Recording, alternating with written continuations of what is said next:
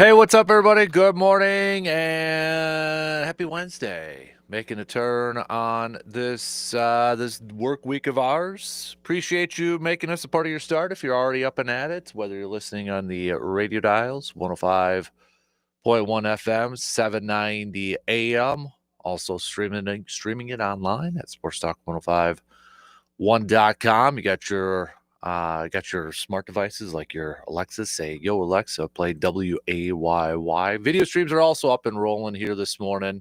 YouTube, Facebook, Twitch, Instagram, all that good stuff. But a very happy Wednesday to all of you. What do we got on our game plan for us this morning? Well, Brewers not able to get the win yesterday. They did jump out to an early lead thanks to an Isaac Collins 2-run shot, but the Brewers not able to hold on thanks to a fifth inning. That's a little bit of a struggle there for Chad Patrick, and the Cubbies able to take advantage of that. Ultimately, Brewers falling 5-3.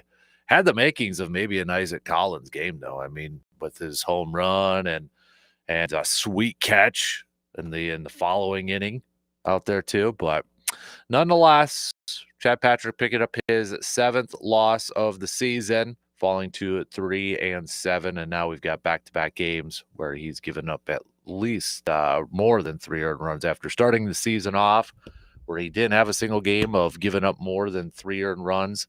We now have back-to-back games where he's given up 5 and 4. So game 2 tonight, and another big one. We get Jacob Mizz on the mound for the Brewers for his second career start.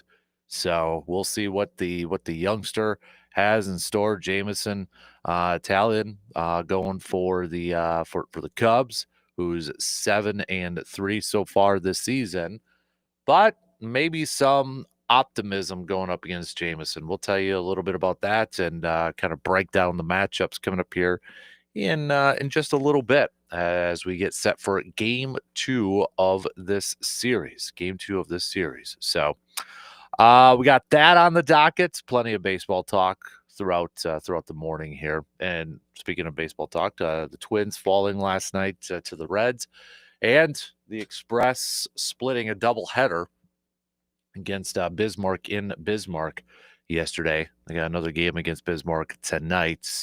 Barron high school baseball. Shout out to Barron. They did fall in the state semis yesterday, but still, congrats to them on a very successful season. Also, I know Hudson fell earlier in the week too, so congrats to both baseball programs as state baseball continues this week here. So, what else we got on the docket? We got back-to-back Stanley Cup champions, Florida Panthers, picking up the win last night to secure a back-to-back championship, Stanley Cup championship over Edmonton. So Florida wins the series 4-2 last night, kind of taking it to Edmonton 5-1. But yeah, there's another. We got a back-to-back champion for the Stanley Cup.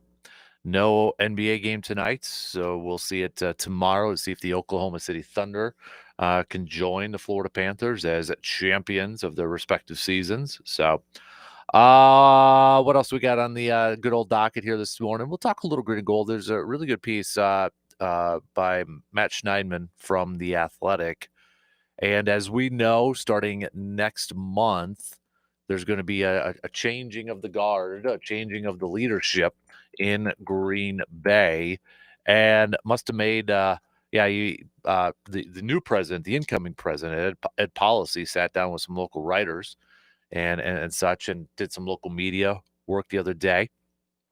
And as Matt Schneidman wrote in his piece through The Athletic, Ed Policy is not, as of right now, extending the contracts of Matt LaFleur and Brian Gutey, who have 2 years left under their contract. However, don't read too much into that. It's pretty standard not to extend contracts at this level for those positions with 2 years left. But it does pose the question, how important of a season is this for Gutey and Matt LaFleur? Do you think this season will dictate whether they get a contract extension or not? Or much ado about nothing? If you read some of the quotes, it kind of paints a picture that, policy, if you read some of the quotes from Ed Policy, because let's face it too, he has been in the organization for a long time, but it is a little bit of an unknown. We're going a little bit of an unknown territory when you have a change in leadership. You don't know if it's going to be status quo. You don't know if it's going to be some changes to maybe try to put his mark on it. We don't know. Okay, we don't know.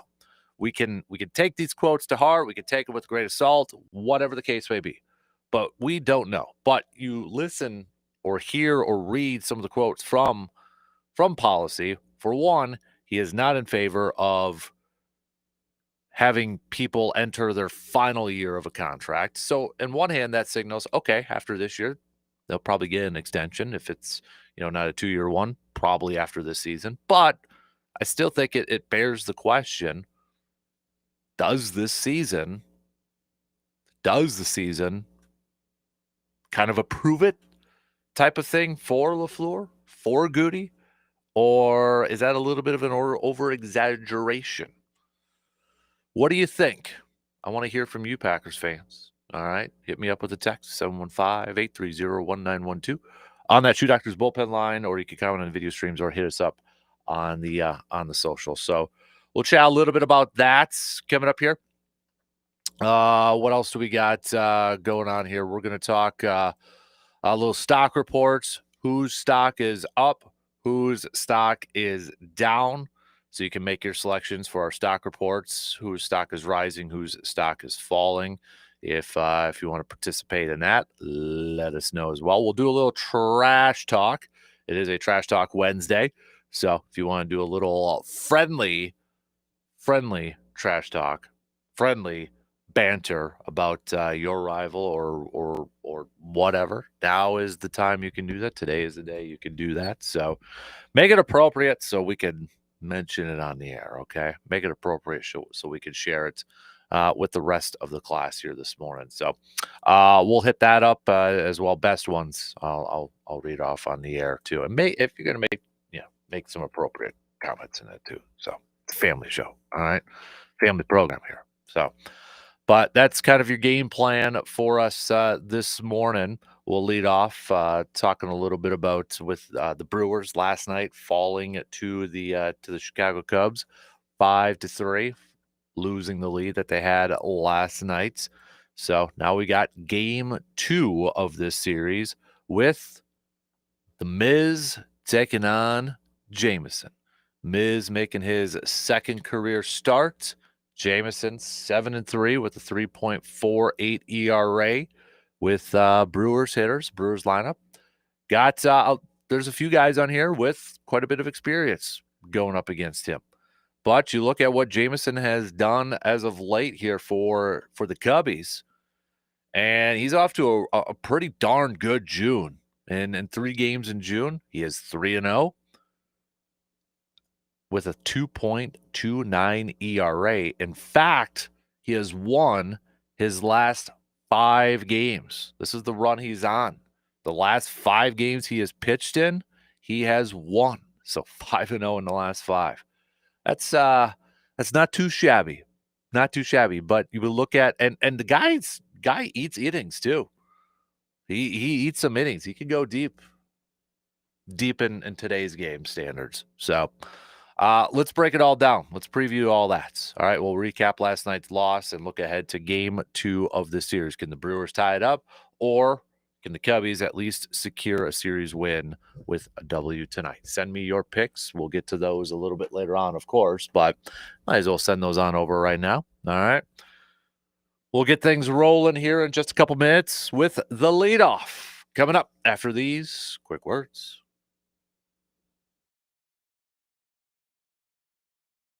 Got a take on today's topic but can't call in? Then hit us up on Facebook, Twitter, or the text line and let your fingers do the talking.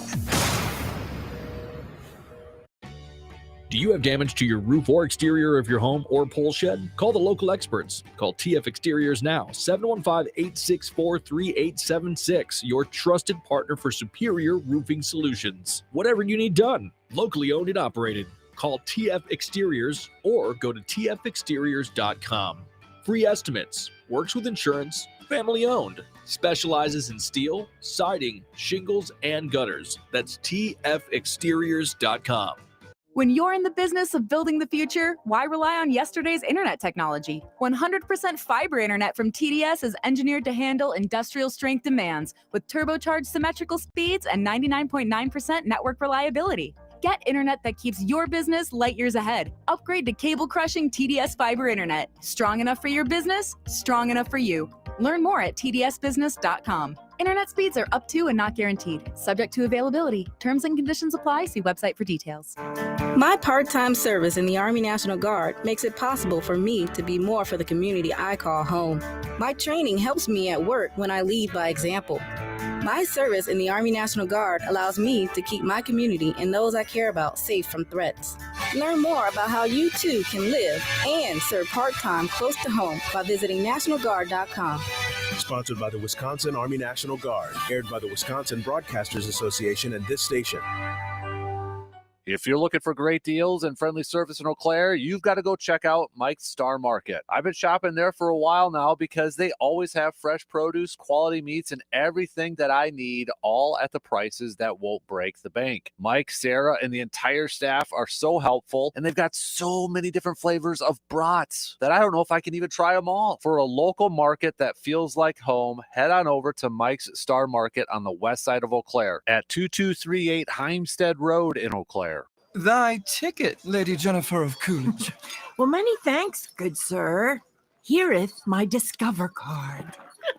They accept Discover at Renaissance fairs? Yeah, they do here. Discover is accepted at the places I love to shop. Getteth with the times. With the times? You're playing the lute. Yeah, and it sounds pretty good, right? Discover is accepted at 99% of places that take credit cards nationwide. Based on the February 2024 Nielsen report. Warmer weather means more time on your feet. Make sure every step feels great. Whether it's running, walking, or working, proper support matters. The Shoe Doctor carries a wide selection of supportive shoes, custom insoles, and footwear solutions designed for comfort and performance. Stop in to find the right fit for spring and summer activities. The Shoe Doctor, helping feet feel their best. Season after season. Visit the Shoe Doctor today at 2321 East Claremont Avenue or online at shoedoctoreauclaire.com, where comfort starts. Has anyone told you how amazing your business website is? I didn't think so. Do you think it's just sort of Websticks has taken thousands of websites from to amazing, and you only pay for the help you need with blocks of time that never expire. It's kind of brilliant.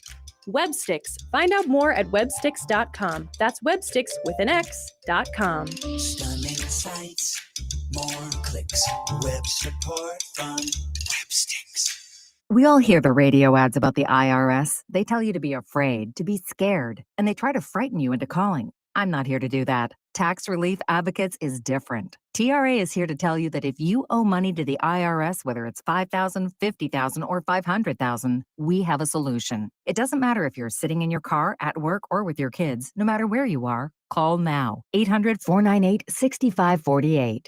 Don't lose hope. TRA can eliminate or reduce what you owe to the IRS. Generous programs are now available that can give you a fresh start.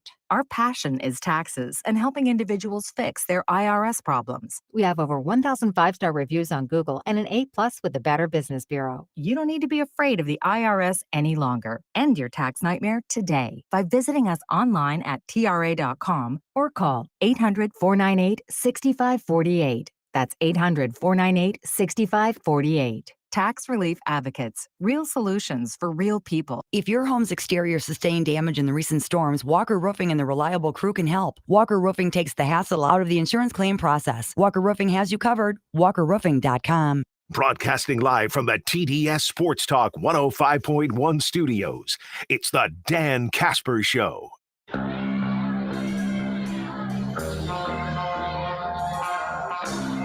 If you're dealing with a sports injury or joint pain, Chippewa Valley Orthopedics and Sports Medicine is the place to go. Their expert team specializes in getting you back to your active lifestyle, whether it's physical therapy, surgery, or pain management.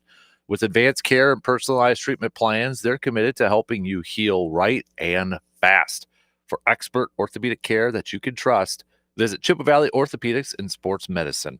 Just visit them online to set up your appointment to get started, cvosm.com.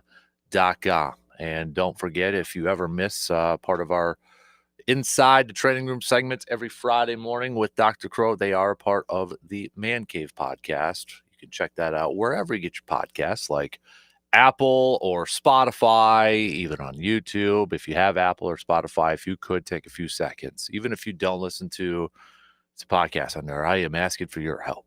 If you could give us 5-star rating and a positive review up there, because that helps the algorithms out there spread the good word of the Man Cave podcast out there. So big thanks if you have done that already. All right, let's get things going here this morning, shall we? Let's begin things on the leadoff, talking a little baseball. Brewer Crew falling in game 1 of their 3-game series with the Cubs. Although they did jump out to a 2-0 lead early in the game in the second inning, thanks to Isaac Collins with his 2-run shot. But Cubs inched away, bottom of that same inning, able to get or split the difference in half. But the Cubbies, thanks to a 5th inning, give Chad Patrick, things kind of started to unravel there a little bit. Cubbies able to put up 3 runs in there, thanks to a Suzuki home run to help propel that. Brewers tried to inch a little bit away. They got one of those runs back in the 6th, but not enough. And the Cubbies tacked on one more in the bottom of the 8th to give them a little bit of an insurance run there. But nonetheless, Brewers falling last night. Patrick going 5 innings, his final line, 5 innings, 6 hits, 4 earned runs, a couple of walks, 5 Ks, and that 1 home run. So it was back-to-back games now with Chad Patrick.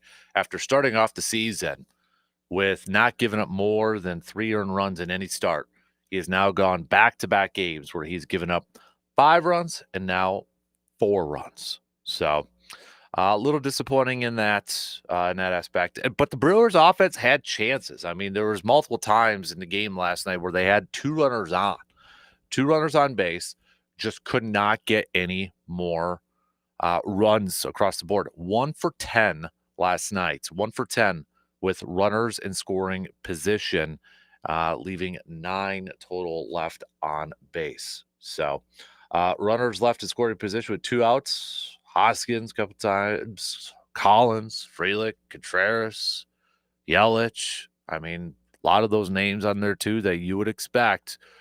That's the expectation for some of those guys to get those runs across the board, and they were not able to do so last night. Contreras and Collins and Terang, the 3 hitters with at least a couple of hits in the ball game last night. So Frelick going hitless in that leadoff spot. You don't want to see that, especially with a couple Ks over there too. So, but Brewers tonight try to move on and pick up a win in Jacob Mizorowski's 2nd career start. What does the Mizz have in store for us tonight? Obviously, a little bit of an unknown. I'm sure Craig Counsell knows a little bit about him from his time with the Brewers and the minor leagues and such, but they got a game's worth of stuff on him. We'll see what this talented offense from the Cubbies can do against the flamethrower Jacob Mizorowski. Obviously, no experience with these hitters going up against the Mizz within this Cubs lineup. And then the opposite side, you got Jameson going there for the Cubs, who is 7-3. With a 3.48 ERA.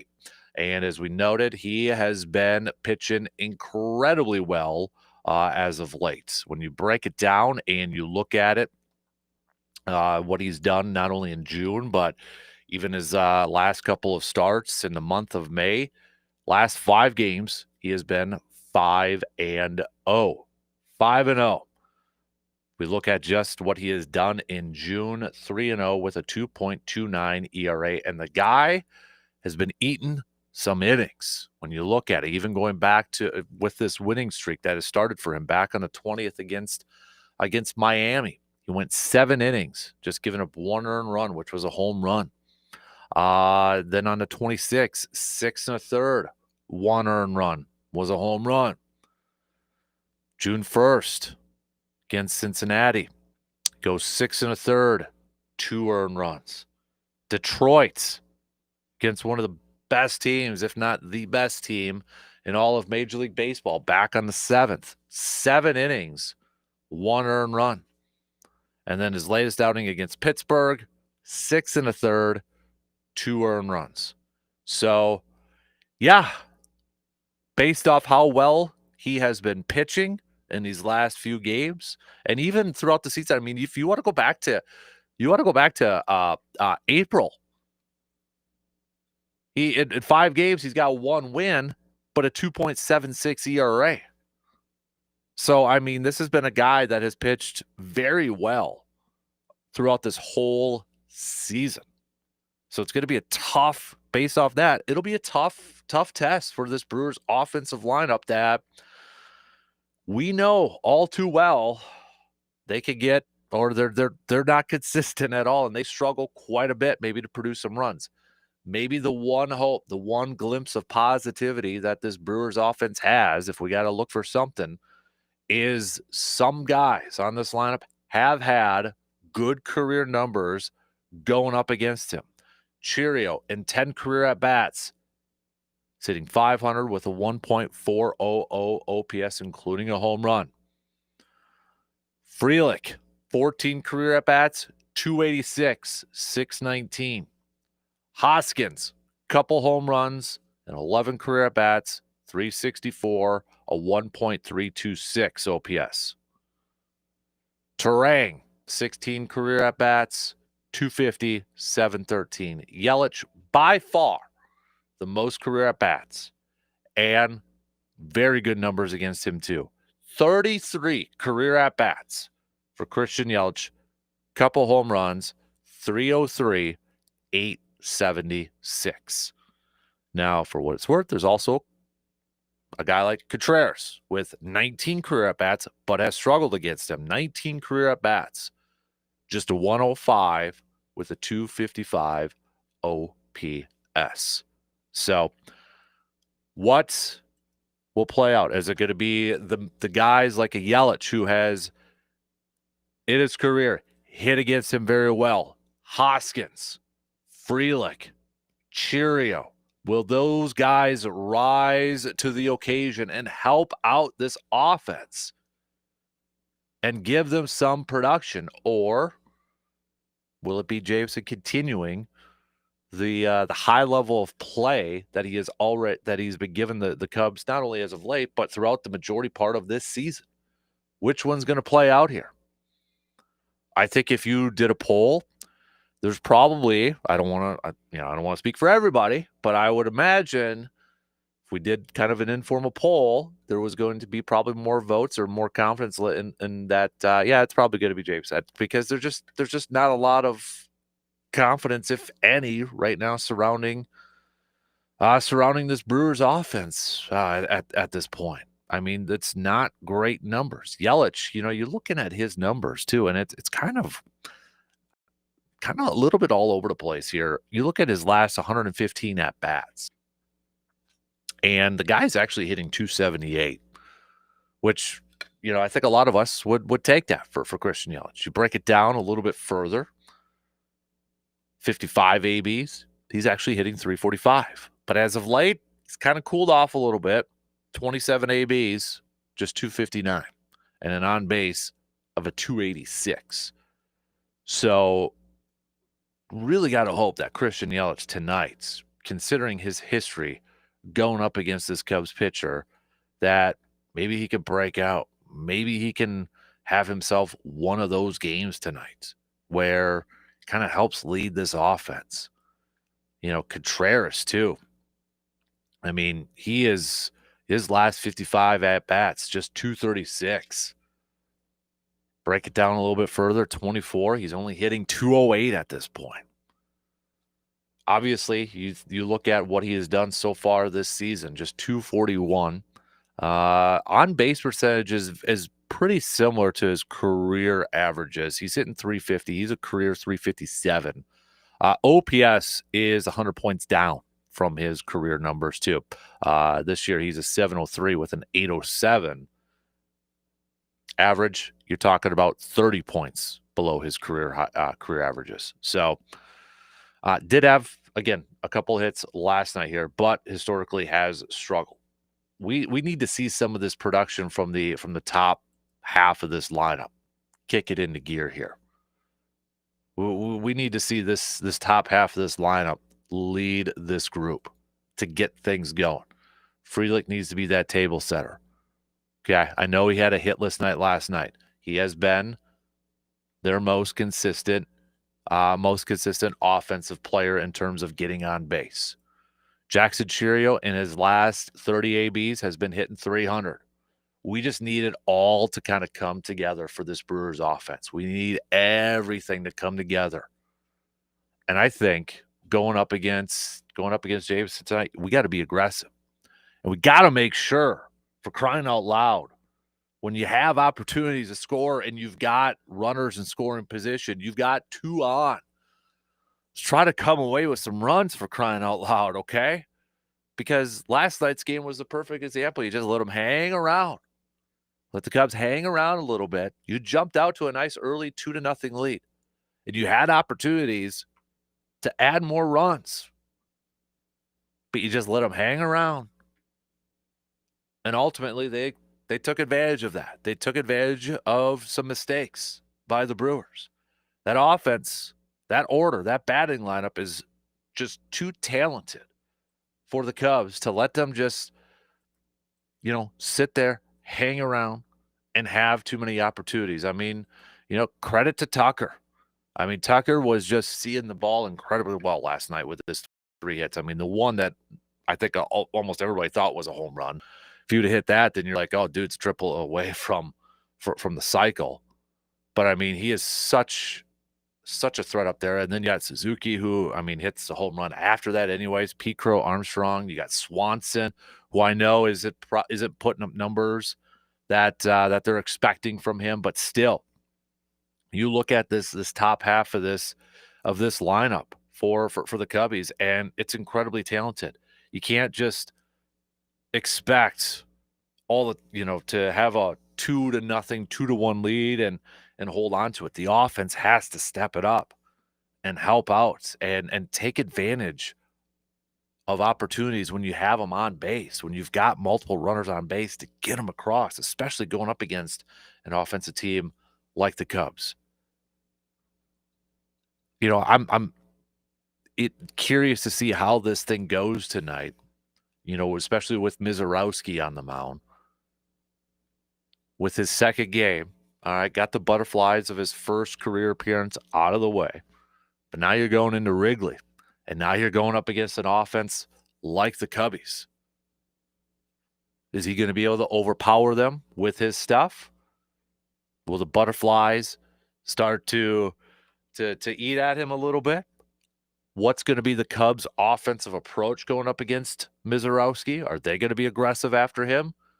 Maybe try to be aggressive early?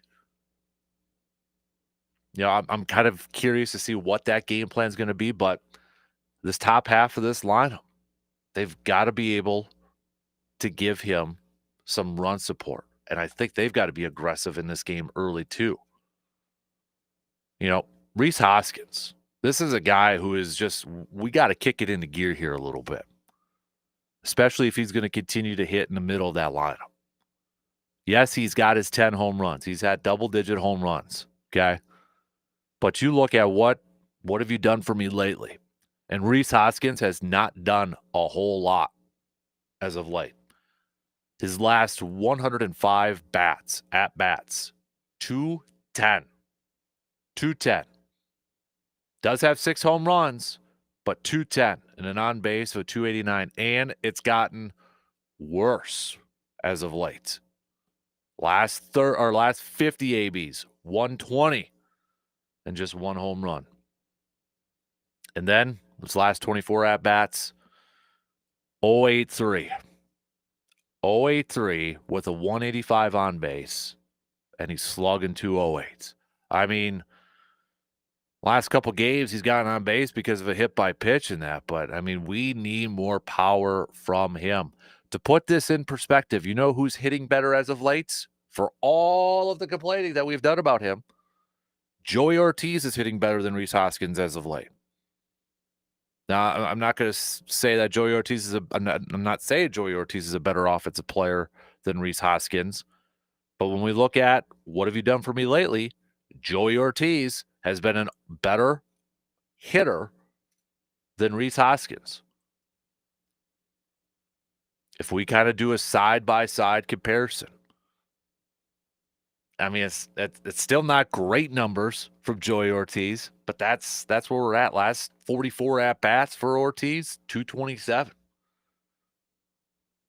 We need better production from Hoskins. That's a guy that we got a couple on, and he's going to hit in the middle of the order. We need him to be a threat at the plate to get those runs in. All right, let's take a quick break here. Give me your predictions for tonight's game, though. Hit me up, okay? What do you got? You think the Mizz is going to have the advantage because a little bit of an unknown, because he's a flamethrower, the power that he brings? You think some of those guys who have historically had some good numbers going up against Jameson are going to step up like a Yelich? Or do you think this Cubs lineup, this Cubs team is just too good right now for this Brewers team? What do you got? Give me your predictions. We'll take a quick break. We'll wrap up the second hour after these few words.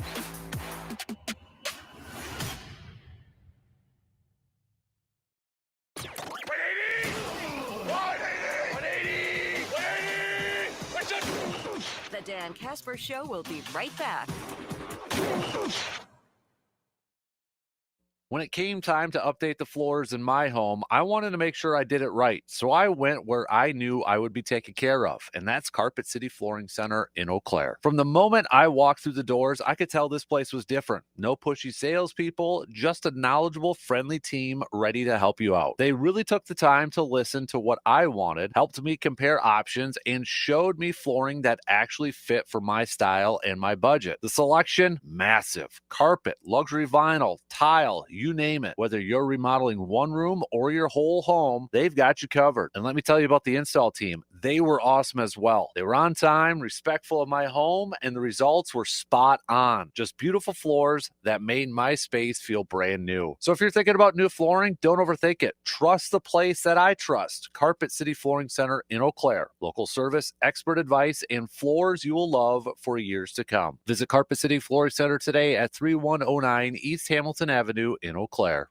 Warmer weather means more time on your feet. Make sure every step feels great. Whether it's running, walking, or working, proper support matters. The Shoe Doctor carries a wide selection of supportive shoes, custom insoles, and footwear solutions designed for comfort and performance. Stop in to find the right fit for spring and summer activities. The Shoe Doctor, helping feet feel their best season after season. Visit the Shoe Doctor today at 2321 East Claremont Avenue or online at shoedoctoreauclaire.com, where comfort starts.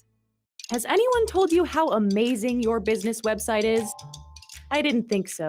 Do you think it's just sort of Websticks has taken thousands of websites from to amazing, and you only pay for the help you need with blocks of time that never expire. It's kind of brilliant. Websticks. Find out more at websticks.com. That's websticks with an X.com. Stunning sights, more clicks, web support from Websticks. When you're in the business of building the future, why rely on yesterday's internet technology? 100% fiber internet from TDS is engineered to handle industrial strength demands with turbocharged symmetrical speeds and 99.9% network reliability. Get internet that keeps your business light years ahead. Upgrade to cable-crushing TDS fiber internet. Strong enough for your business, strong enough for you. Learn more at tdsbusiness.com. Internet speeds are up to and not guaranteed. Subject to availability. Terms and conditions apply. See website for details. This update sponsored by UW Credit Union. For every stage of life, UW Credit Union is here for every you. The Milwaukee Brewers have partnered with GovX to offer 50% off select tickets to active duty military, veterans, first responders, government employees, and teachers at Sunday through Thursday games, courtesy of Vortex. Visit brewers.com/GovX. Join UW Credit Union at uwcu.org, insured by NCUA. Hey everyone, Dan Kasper here, and I got to tell you, I've been spending a lot of time at the VFW Post 305 in Eau Claire, and honestly, it's one of the best spots around. Whether you're looking for a friendly place to relax, catch a game, or enjoy great food and drinks, they've got you covered. The atmosphere is welcoming, the people are awesome, and the events are always a good time. It's the kind of place where you feel like you belong right away. If you haven't checked out VFW Post 305 on Star Avenue, I highly recommend you do. It's quickly become my go-to spot in Eau Claire. This update sponsored by UW Credit Union. For every stage of life, UW Credit Union is here for every you. Don't miss an extra special Bryce Terang Platinum Glove Brewers bobblehead giveaway on July 26th, courtesy of Wintrust, Wisconsin's Bank. The first 25,000 fans through the gates will collect the bobble. Get your seats now at brewers.com/giveaways. Join UW Credit Union at uwcu.org, insured by NCUA. Listen to Sports Talk 105.1 anywhere, anytime. Just download the Sports Talk 105.1 app or listen to us on your smart devices and speakers and never miss your favorite sports programming.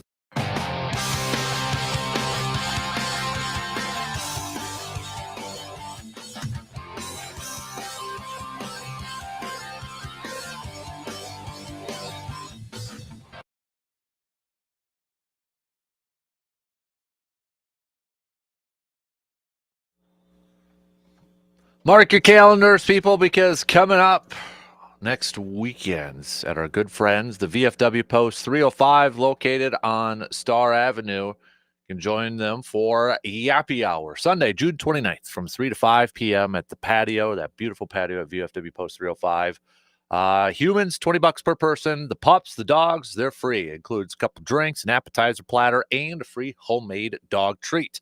Just please bring an unused donation for the Eau Claire County Humane Association, such as blankets, dog or cat food, toys, etc. Just no rawhides, all right? So that's June 29th, next Sunday, 3 to 5 p.m.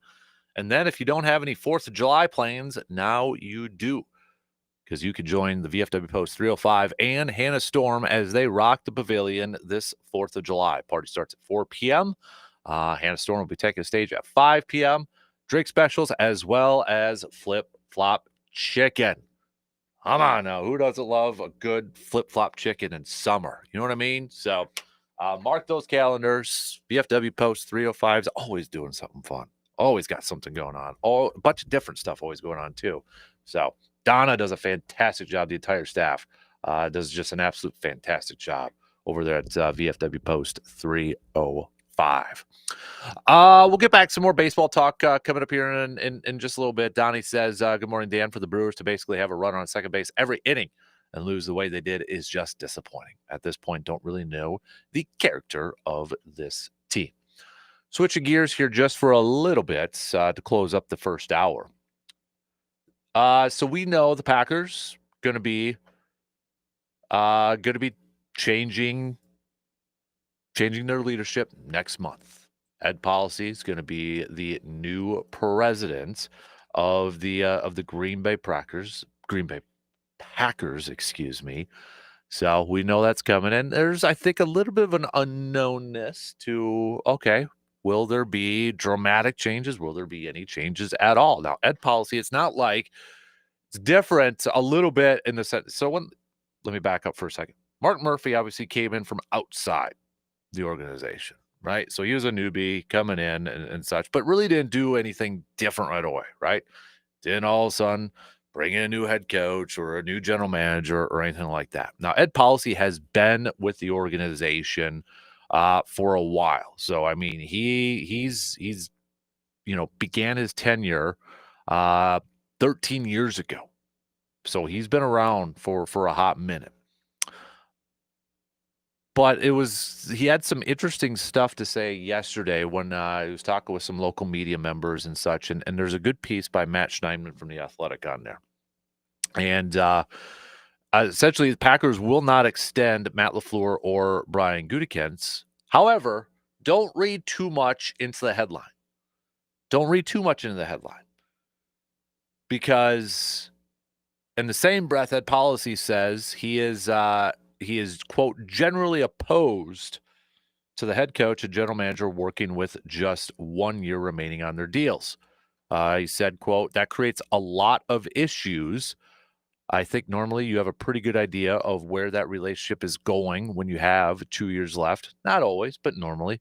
But it creates a lot of issues because they have to hire a staff. Generally speaking, I would avoid lame duck status. It's oftentimes difficult on everybody involved, but there are certain situations that probably call for it. So I would not say never. So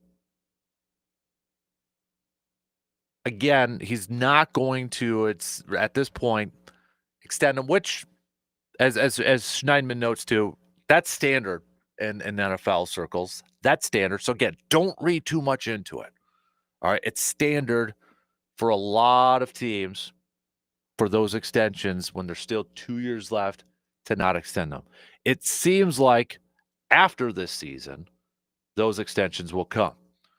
Policy said, talking about a little bit more about his three main football people, including Russ Ball. You've got three exceptional people doing an exceptional job right now and working well together. I feel very good about all three of those individuals. I love them. I trust them. I respect them. I have terrific relationships, both working and personal, with them. He went on to say that he sees his role as president as it relates to football operations, quote, as really selecting football leadership, guiding them and giving them all the resources they need and supporting them, evaluating them, and then ultimately holding them accountable. So it still brings in the question,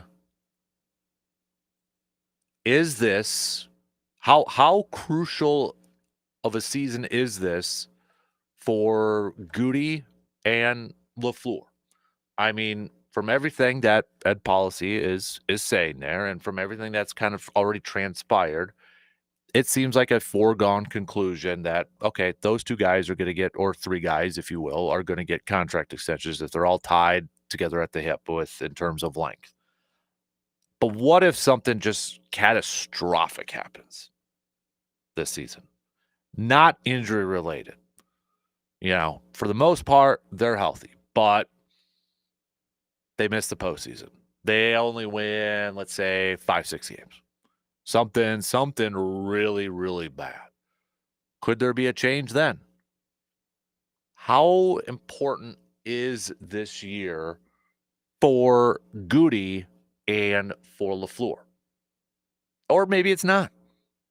And I shouldn't say that. Maybe but is it a little overreaction? Is it a little like, okay, let's not make it, essentially what I guess I'm asking is, are they on the hot seat? I don't think they're on the hot seat. In my opinion, I don't think they're on the hot seat. But I do think it's an important year for, maybe taking another step.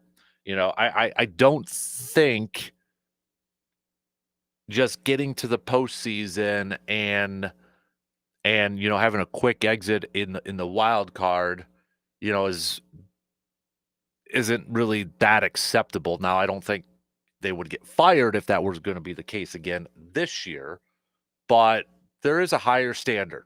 There is a higher standard to just getting to the postseason and, maybe losing in that wild card round. It's championship aspirations. But then you factor in too, it's like, okay, do you factor in? I mean, Seabaum mentioned it yesterday. That schedule's brutal. It is a very, very, very tough schedule this year. So if this is a season where there's going to be evaluation and we're kind of taking a look at everything, I think you got to factor in everything at this point. You got to factor in everything from the quality of the opponents, from the talent of the roster you have, from the coaching talent. I mean, it's going to be an interesting season. It's going to be an incredibly interesting season to kind of gauge where everything's at. I don't think Gutey and LaFleur are on the hot seat entering this season.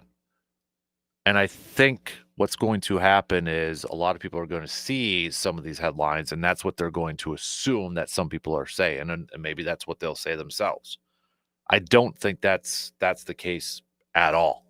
I mean, those are pretty strong words from policy when you see quotes from him saying, I love those guys. I love those guys.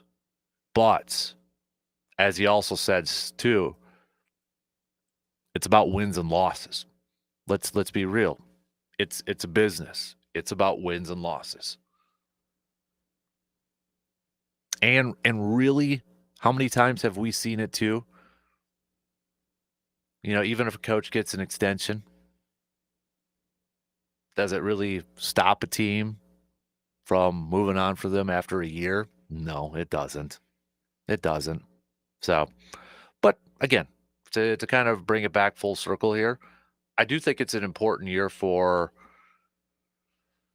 you know, I'm not saying championship or bust, like you got to win a championship this year, otherwise you're out. But I do think there is probably a good chunk of the fan base that wants to see a little bit more growth. I do feel like there is a certain portion of the fan base that just has these ridiculous, super high, almost insurmountable expectations and notions or whatever from LaFleur and Gutey or whatever. I do think there is such a level where, you know, it almost feels like that even if they won a Super Bowl, but they lost 5 games in the regular season, they would still find something to complain about LaFleur or Gutey or certain players or even Jordan Love. I feel like there is that portion of the fan base. They would still, well, you know, LaFleur did this or he didn't call a game like this in week 7. So, you know, yeah, won a Super Bowl, but you know, that week 5 game, he just made some dumb decisions over there. So I feel like there's that level of some fans, not all, maybe not even the majority, but there are some that just they're gonna pinpoint everything. Unless Green Bay wins 50-0 in every single game and goes undefeated all the way to the championship, then maybe they won't have something to complain about when it comes to the head coach or the general manager or in the quarterback for this instance. So I feel like that's just always going to be there. And that's always going to be there for any team, for any sports in that essence. But I think there is a big chunk of the fan base, and I get it, and I understand it, that want to see a little bit more from LaFleur this year specifically, probably specifically from LaFleur. They want to see a little bit more. They want to see, you know, an offense that maybe takes another step. You know, how much do you, when you look at the offense last year, how much do you blame LaFleur? Do you blame him at all? Do you blame the receivers with their drops? Do you blame Jordan Love's injuries with his groin and with his knee? You know, because there was at the end of the season, when that season was done with against the Phillies, you had a lot of people going after LaFleur for his offensive play calling, for what they were doing on offense. Now that we're a few months removed from that, how much blame do you put on LaFleur? Or do you like, hey, they were one of the worst teams in catching the football. You had a quarterback that was banged up. Or maybe you put the majority of blame on LaFleur. I don't know. But I do think you still have to give him a lot of credit too, especially for the game plans that they did have with Malik Willis in those games. Because I feel like a lot of teams, and we've seen it firsthand with some other backup quarterbacks in Green Bay where the game plan just stinks, or you got a coach or a game plan that, you know, is too scared. They're too passive. And when you have your backup quarterback in there, I think you got to tip your cap to the game plan that LaFleur had, and a tip of the cap to the players for executing it incredibly well. Your thoughts, though, let me know, okay? Got a few minutes to the top of the hour. Don't forget to send me your stock reports. Whose stock is rising? Whose stock is falling? Make your selections now by hitting me up at 715-830-1912 with those quick messages. We're going to do a little bit of that probably in the 8 o'clock hour. Yeah, to kick off the 8 o'clock hour, we'll do a little stock reports. It is a Trash Talk Wednesday, so if you got you want to do a little trash talk, Cubs fans, I mean, this is your chance, I guess, to trash talk to some Brewers fans if you want. Yeah, you got the lead. You got the advantage so far this year. There's no question about it, especially after last night. So you got that. We do have a Brewers Twins series coming up. I'll be at that one on Saturday. So if you even consider it a rivalry, maybe a little friendly rivalry, Midwest nice rivalry with that, but make it appropriate, make it all in fun. All right, let's not make it too serious. We're trying this out, but if it gets a little rambunctious and a little too personal, then I got to take it away. So it is a Trash Talk Wednesday. If you want to send over your best trash talk, if it's appropriate, I'll say it's on the air too. So text those on that Shoe Doctors bullpen line, 715-830-1912. Stanley Cup champs, Florida Panthers, back-to-back Florida for the Florida Panthers to hoist Lord Stanley's Cup. What'd you think of the Stanley Cup Finals? Thumbs up, thumbs down? Would you? I mean, obviously, I was rooting for Edmonton. I think a lot of us, when we were doing those picks or who you were rooting for, you were going with Edmonton. But overall, did you enjoy the series? Florida was just dang impressive, really impressive in this Stanley Cup series. I mean, even the games that Edmonton won, I mean, they had to fight and claw in those games. I mean, they really they were close in the games that Edmonton won. It just they had to like almost play perfect hockey in some of those games, and that's, man, you just got to tip your cap to how good Florida just looked. So, all right, we'll get to some more of your thoughts and texts coming up a little bit later on. But NBA Finals, maybe we'll have another champion crowned tomorrow with the Thunder holding on to that 3-2 lead. We'll see if Tyrese Halliburton's going to play. There's a calf strain with him, so I feel like he's going to play. I feel like he's going to play, but it's definitely going to affect him in this one. And I think, if they're going to ask him to do a whole lot, that might be putting yourself in a bad position. So, but he did say, if I can walk, then I want to play. But again, if it's going to make your team weaker, just being out there, those are going to be some tough decisions and tough questions you're going to have to answer at that point. Man, reading some of these comments too about, I'm looking on Matt Schneidman's post on X about LaFleur and Gutey. Man, I mean, so many Packers fans want LaFleur fired and Gut fired. Is this really where we're at for the majority? Seriously, is this where we're at?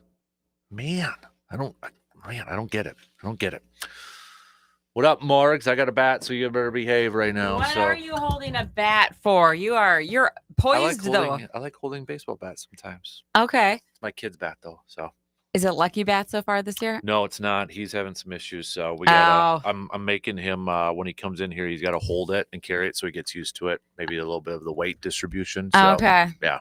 You're gonna make him run like some drills up and down the hallway? Because he's used to his league bat and now it's tournament bat, so it's a little bit heavier. What's the difference this year? Well, the league bat's a USA approved. This is a U-Trip approved, so it's got a little bit more pop to it. A little more pop. Got it. No. Now, would you consider yourself a shopper of the family? Like, who tends to shop more, you or your wife? For yourself? Probably me. Okay, yeah. I thought that might be the answer. Yeah. So it's Splurge Day, National Splurge Day. I'm going to ask you, what is the last thing you splurged on? Because I know bats aren't cheap. I got a softball player in the house. Mhm. So what was the last thing you splurged on for yourself For myself? that you may or may not have let other people know you ordered? Like Boy. if you did a little private shopping, maybe even if it's still like sitting in the cart right now in your Amazon cart or whatever. But what was the last splurge you made? My last splurge I made for myself, though? Yeah, for yourself. That's tough. Just like a little, I deserve this. I deserve a lot, though. And I haven't, do I have to look at my Amazon orders here really quick? Yeah, do a little recap here. Go out and recap your orders. Because a lot on of it's Amazon been Safe. Hudson. Well, of course, as all parents know, you know. especially if they're in sports. But if you just said, okay, you know what, I'm going to give myself a little something. What recently showed up for you? Weed whip string. Hey, Yeah. do you know we have an inordinate amount of weed whackers. We burn through weed. There's like 3 that don't work. I don't understand what happens to the weed whackers in our house. I used new putter. That's Well, about that's it. pretty So good. And that was only $30 though. So. Okay, so what was the last thing you bought that you regretted? Oh, there's probably a lot of stuff on there. That one I got to take a little bit. Okay, we'll come back and All finish right, that yeah. one later this All week. right, sounds Okay, good. Thanks, okay. Marks. Hey, anytime.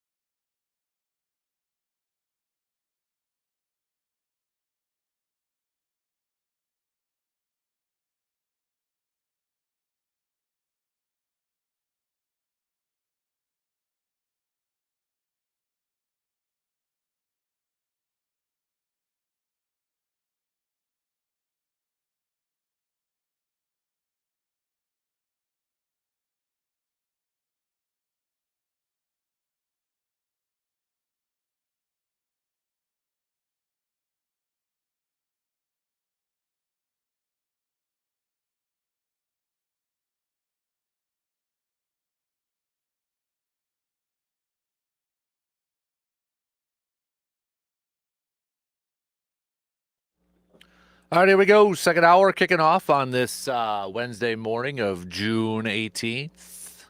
We appreciate you making us part of your start. Jake's texting in, rooted for Edmonton, but a great series. All-time bad beat for that 23-year-old on his huge parlay. So a couple more texts to come into here as we kick off this second hour. Living Dream Jeff, I know it's rare that you and I sometimes agree, but sounds like we agree on this one. Living a Dream Jeff. More than Dan, I agree with your take on Packers fans picking apart the team at times, even after wins they do so. I believe it's due to age groups. Most people your age and younger weren't around for the 70s and 80s.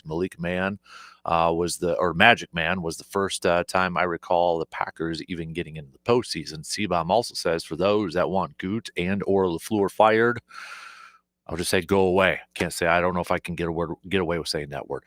Go cheer for the Vikings playoffs, 5 of the last 6 years, and each season with love and the youngest roster in the league, and that's not good enough. The Packers are the only team to put up a challenge against Philadelphia last year in the playoffs. Also, C-Bomb says his stock, Jacob Mizz stock is climbing. How can it not be after a start like he had last week? If he dominates the Cubs, it's going to jump even more. Whose stock is falling? That would be Surveyor Sam and Nate. The 5th annual Casper Classic will see them fall. They're going to go down like some good old hot wings at VFW Post 305. So, C-Bomb, even yesterday when you kind of called out Surveyor Sam and such, Surveyor was pretty quiet. So I think you're probably intimidating him at this point in time. So don't forget to sign up for the 5th annual Casper Classic being held at Lake Hallie Golf Course this year, Friday, August 1st. Time is running out to get your team in. So head to sportstalk1051.com to sign up your team. You're like, well, it's June. It's not till Friday, August 1st because the spots are getting limited right now. So sign up by going to sportstalk1051.com and get your 2-person team in. We only got, I think, 1 or 2 spots left for 10 a.m., a few more for the 1 p.m. A lot of people have also gone both. So if you want to hey, I want to do both, you can sign up for both spots over there. I think C-Bomb's done that. I don't know if he's doing it again this year, but many people have done that. A big thanks to our partners this year, Lake Hallie Golf Course, Park Ridge Distributing, Edward Jones, Financial Advisor, Kelsey Nikolai, Carpet City Flooring Center in Eau Claire, VFW Post 305, Myron Construction, Doodah Gin, AJM Automotive, Hy-Vee in Eau Claire, Economy Furniture, and Muldoon's Menswear. And again, this is all going to help benefit Backyard Dreams. So if you're just joining us, we spent the first hour talking Brewers, of course, with the Brewers falling last night to the Cubbies. Game 2 with Jacob Mizz on the mound tonight. We also talked a little bit about Matt Schneidman's piece about Ed Policy, who's going to be taking over for Mark Murphy next month, chatting a little bit with the local media. Policy saying that with LaFleur and Gutey, won't be extending their contracts right now because they have 2 years left, which is standard, but also said in the same breath that he is not a believer in lame duck statuses and not having coaches and front office people going into just 1 year left on their deals. But of course, you've got some running with the main headline over there and looking at some of the comments from the piece and just seeing how many Packers fans want LaFleur and Gutey already fired at this point. I'm shaking my head on this Trash Talk Wednesday. So, Luke, Trash Talk Packers fans who want Gutey and LaFleur fired right now as an outside observer, as a non-fan of this franchise. Okay, bring it. Good. Fire him. That's awesome. Yeah. What's your problem? Yeah. Really? I mean, I know it's not been perfect. I get that. If it's measured in Super Bowls, yes. But how you're going to get better definitively if you fire both of them? Definitively, there is definitely a better coach, and there is definitely a better general manager who is definitely going to make the team win even more games. Not that many more you can win in a season, but they'll win more than every other team that's around that does well season in and season out that aren't going to let go of their players and not their players, but their front office people. So, like, what do you think you're going to be the Eagles and Howie Roseman's just going to move on west? That's just going to happen? Okay, cool. No, and like I said, I do understand where the frustration comes from. There should be more, right? There should be more championships with the talent that's involved, and especially I think that the concern is how they're favored often in the postseason, and then they lose. How much of this though is borne out from 2019 and 2020, early in the tenures of Brian Gutekunst and Matt LaFleur, when they're. I think so. Going back to those seasons, let me ask this: was that a LaFleur, or let's go back to who was the person that was getting most of the blame? It would be a quarterback that no longer plays in those games. Remember some Pittsburgh of those Steelers star Aaron Rodgers. Yeah, I mean, yes, there was. The 2020 NFC Championship game. Should LaFleur have gone for it? But what were a couple plays before that? Should Rodgers have ran in for a touchdown instead of trying to throw in triple coverage? Should Kevin King learn how to cover somebody, or Mike Pett, something like that? And then it's the 49ers playoff game. Again, chucking it downfield to Devontae when other guys are wide open, or, certain stuff like that. I mean, it seems like to me that at times Green Bay could win the Super Bowl, but if they lose 5 games, there's going to be still a contingency of fans saying, great, won a Super Bowl. But that week 5 game, LaFleur was just a bum. Yeah. And I agree with like Jeff there. I think there is a certain contingency because I was looking at it. I was looking at the seasons I've been around that I remember. Okay. So I was born in the 80s. I don't remember the first few. Remind me, the first Packer season you remember in real time. In real time would probably be, I'm going to say 91, 92, somewhere around there. So do you remember what's your first season? I probably remember far of the first season. Okay, so you don't remember the year before Lindy Infante as head coach. No. So 92 would have been the start. 92. So you started. You are the perfect example of the post doldrums fan. Right. And so I mean, I was around, but let's be real, I was 5. You didn't know what was going on. So I mean, and I wasn't aware of everything. Right. So I looked just because I'm like, I know I have not gone through a lot of bad years.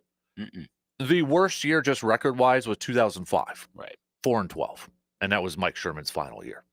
I mean, there were other years that were sub 500. I feel like, and people can disagree with me, I feel like I'm pretty level-headed in terms of my Packers expectations. I'd say so. I'd agree. Like I'm not on this soapbox saying LaFleur's a bum, Gutey's a bum. I mean, for crying out loud, I probably was one of the last remaining Mike McCarthy supporters. I feel like I'm safe in saying that, which probably discredits a lot of people, or a lot of people in that. But still, I feel like I'm fairly level-headed and not like, over exuberant and everything. I understand I have been incredibly spoiled in my almost 39 years of life on this as a Packers fan. And I don't want to go through the 70s and 80s. A lot of people use that as an example, like Living a Dream Jeff or something like that. Like I went through it. I never went through it. And I understand some people didn't go through it. And I think that's where Jeff is saying, like, hey, you guys, you people who are complaining about this, it could be worse. Like, I don't want to go through that. I don't want to go through that. They sucked for a long, like, a good season was 8-8. I mean, 89 when they almost made the playoffs, almost felt like, and I'm saying this not as a Packers fan, but I could tell, and I was early enough in my fandom. I was very sports fandom. I was very sensitive to everything because you're younger, you catch a lot of that. It almost felt kind of like a Super Bowl-ish kind of year. It's still looked at as one of those seasons because of the replay game still stands out. That was a season they missed the playoffs. 82, of course, is the one that they actually got through, but then again, everyone was getting in the playoffs that year. But then they treated and I know everyone was running on the field back then, but they treated beating the Cardinals in the first round of like a 16-team playoff by storming the field. If we're doing our modern storm the court, storm the field assessment, where like it's like, guys, don't that game would have very much qualified for that. Right. And it was their first playoff win since the Lombardi era, or at home, I think. Why? It was desperate fandom era then. Surveyor says LaFleur haters are the same type of people who are 49ers fans who want Shanahan fired. They just live to hate. So I think it's reasonable to have a high expectation. I think it's reasonable to have those high expectations when you know you have a talented team. But I also think there is let's have some realistic reactions and thoughts on this too, right? I mean, let's yes, there was shortcomings. Obviously, I am one of a believer too that they should have had more Super Bowls with Rodgers and Favre. I think that's fair to say. And I think that's a fair criticism to say.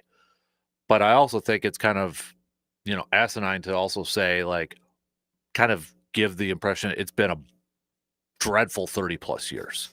Because I feel like that's where some people feel like it's been a dreadful 30-some years. And if anyone says that, you could probably tell what I'm trying to come up with, so I don't even really need to go there. That is asinine. If anyone is upset about the last 30 years, no. I mean, I'm just going through some of these comments on that. Like somebody said, "Good fired," praying emoji, and I'm just like, what are we doing here? To which and then the next response I think should be, so who do you hire? Right. I mean, other people said I've defended LaFleur in the past, but I've given up on the fight and all. I'm like, what? No. What? Come on. What are we doing? What are we doing? It's the expectations. It's that they're good so often and they don't win. And the actual Super Bowl. So I understand it, and it's not going to go away until they win a Super Bowl. I was going to say for LaFleur and Gutey until they're gone, whenever their tenure's over, and if they don't win a Super Bowl by then, but then it would be replaced by the next person who has each role. Yeah. I mean, I love some of these were saying like Gutey should go based on Jordan Love's contract. What? I mean, unless you think Love is a bad quarterback, I guess. Well, I think there is also that big part to that. I mean, we went through this a week and a half ago with the whole Jordan Love regression talk out there, and people were telling me that if you look at Love's games, he folds in the third and fourth quarter and all that. And I'm like, are we just completely forgetting about the fact that his receivers couldn't catch a dang ball last year and all that stuff? I mean, it's again, I get holding people to higher standards when the ultimate goal is to win a championship. I understand it and I respect that, and I hope that's what I would want from my team every single year, right? I want to be in a position where we're talking about it's a Super Bowl goal. Not every team can have that, right? Not every team can go into a season with the thought, hey, we could actually win this year. Green Bay's been in that position. I am all about having high expectations, but at the same time, let's be realistic in some of this stuff too. Yeah, understand how the league is set up, understand the structure, blah, blah, blah, blah, blah. You have to have the best to regularly compete. And you need a little bit of luck. Yes, that too. We need a little bit of luck when it comes to certain stuff with that. Right. Let's whether it's injuries or just how the ball falls sometimes. I mean, I know there's plenty of Bucs fans who probably go, but that did help. I think it helped the Bucs in 2021. That was a legitimate championship. It also helped that Kevin Durant wore a size too big. Yeah. Now I was going to go with all the injuries. There were so many that year, but that too. Yeah. It was a shoe placement, and that probably helped the Bucs win a championship. Because remember, they were down 3-1 in that Brooklyn series, and yes, that was also a series too where Kyrie was banged up, Harden was banged up. Right. I mean, and then it was Shoegate. Right. But other teams go through that too. So, I mean, you're going to get fluky stuff like that happens. The end result is they have a championship. It could be the Packers. I think the Packers are a contender this year. They are default contender until further notice, as far as I'm concerned. Mm-hmm. Yeah. They always will. I mean, I say that as a non-Packers fan who would just as well not win any championships until my team gets one. I still think they are going to contend again this year, and maybe everything clicks just right this year. Maybe they don't go 14-3. Maybe they go 10-7, but then they go on a heck of a run. Also, remember, folks, Toyota-thon's coming in mid-November. Yes, thank you. Jordan Love will start slow, then the commercials hit, and bam, next game, whenever that is, watch it. It will happen. That's I saw that brought up, I think, from Mina Kimes. Yeah, like a week ago. I'm like, oh, that's right. It's Toyota-thon and Jordan Love like clockwork, 2 years in a row. That's awesome. Well played. Stats don't lie. 2 years in a row, it happened. Mm-hmm. Well played. Yeah. Well played. Live a Dream said, forgot about 82. Thanks, Luke. So it's true. I know that was a thing. Gosh, I wonder what it would have been like. And I was alive then, but I wasn't. It was kind of like you, late 80s. I wasn't following sports at all. I by chance, I've been going through a lot of old photos. I was trying to find one in particular. There are plenty of photos of me in kids, toddler size and really young kids size Packers clothes in the early 1980s. Lots. Mm-hmm. Ironically, my dad wearing a Twins cap, and he was very much a Wisconsin fan, though I think it was more of a Badgers, Packers thing. I was wearing plenty of Packers stuff back then. No clue what the team was. Or if I did, I don't remember. I'll put it this way. I don't remember. I don't remember the 82 season. I don't remember the strike. I don't remember them going to the playoffs. So I don't know if I was old enough, if I would have similarly been, finally, they won a playoff game. We're going to, and again, storming the field in NFL games was not common, but it happened. Mm-hmm. It was accepted back then. Of course, now you would never get away with that. Right. But yeah, that was what they had back then. Mm-hmm. Yeah. Helped by a big tournament where everyone got in. Right. Yeah. All right. Got any thoughts on that? For you peeps out there, you can let us know. Hit us up with a text on that Shoe Doctors Bullpen line, 715-830-1912, or comment on the socials too. So really quick, because we're going to get to some more green and gold chat here too. But Stanley Cup Finals, Florida back-to-back Stanley Cup champs. Series-wise, I felt like, Florida to me just show. Even the games that Edmonton won, it felt like they were just like they had to play 100%. They were close. They had to scratch and claw to get those. Florida just looks so dominant in this series. Yeah. Oilers coming back. You can now say, I suppose, this is probably a little reductive, but you could now say the impressive nature of the Oilers' comeback win, being down 3-0, coming back from and then winning, tells you how good Florida was for the overall nature of the series. Yeah. Ordinarily, that Edmonton was able to overcome that and win. That team is a motor. Yeah. Oh my gosh, that's a scary squad that they put together, and they didn't have home ice advantage even in the playoffs, but they knew when to win when it counted. Mm-hmm. And I suppose you could tie that back to the Packers. I was just going to say that too. When they found a way to do it, like the Patriots did for a couple decades, like the Chiefs have been doing now for about a decade. Yeah. The Eagles have started to have a tendency to do that of late. They're one of those teams. We see those in all the sports. Mm-hmm. And Spurs for a while too. Yeah. Yeah. And right now, the team that's been built in the Miami area, those Florida Panthers, Paul Maurice doing a heck of a job behind the bench, bringing in Marchand makes a difference, and all the other guys. Oh man, that and Bobrovsky was not the top-notch goalie that he was last year. Didn't need that.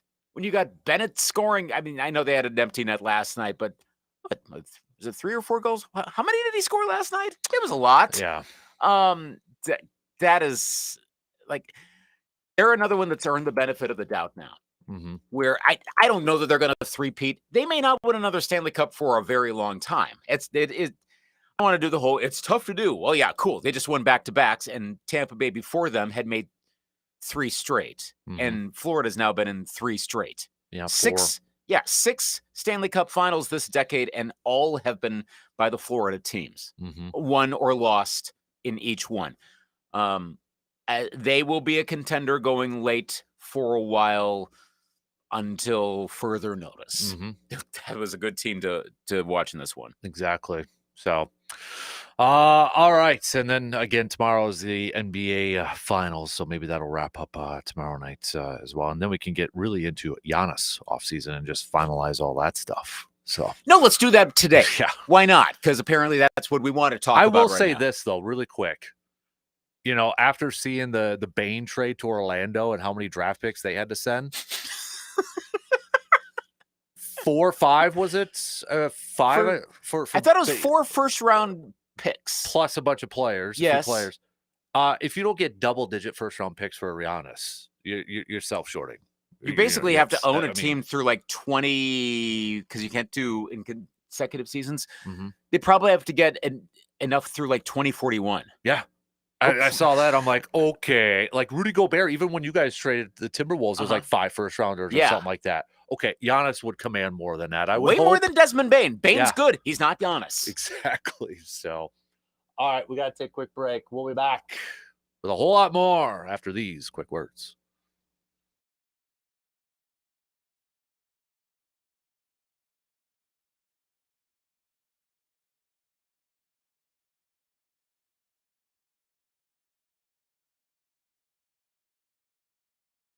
Balance work and play, whether it's wetting a line or perfecting a duck call or revving the engine on the open road. Doing what one loves to do is an important part of the ProSice Life First work-life balance philosophy. ProSice is on the hunt for skilled welders and machinists who crave variety and challenge. If you are an experienced welder or machinist or have training in these fields, ProSice encourages you to apply. Go to pro-sice.com/careers and get all the information you need to start a new path. ProSice provides customized solutions for customers as the job is never ordinary. Leave repetition in the rear view. Each day at ProSice brings a new blueprint and fresh challenges, keeping your workday as exciting as your favorite hobbies. Machinists and welders should apply now at pro-sice.com/careers. ProSice, putting life first in work-life balance. Go to pro-sice.com/careers to apply. ProSice is an equal opportunity employer. Warmer weather means more time on your feet. Make sure every step feels great. Whether it's running, walking, or working, proper support matters. The Shoe Doctor carries a wide selection of supportive shoes, custom insoles, and footwear solutions designed for comfort and performance. Stop in to find the right fit for spring and summer activities. The Shoe Doctor, helping feet feel their best season after season. Visit the Shoe Doctor today at 2321 East Claremont Avenue or online at shoedoctoreauclair.com, where comfort starts. Has anyone told you how amazing your business website is? I didn't think so. Do you think it's just sort of Websticks has taken thousands of websites from to amazing, and you only pay for the help you need with blocks of time that never expire. It's kind of brilliant. Websticks. Find out more at websticks.com. That's websticks with an X.com. Stunning sights, more clicks, web support from Websticks. Hey everyone, it's Dan Kasper here, and when my family needs some auto work done, I take our vehicles to AJM Automotive in Eau Claire, and I haven't looked back since. The team there knows their stuff and treats you like a neighbor, not just a customer. They're honest, reliable, and they always get the job done right, whether it's a routine maintenance or something bigger, or maybe even getting some new tires. I trust AJM Automotive to keep my car running smooth. Just give them a call today at 715-835-9523.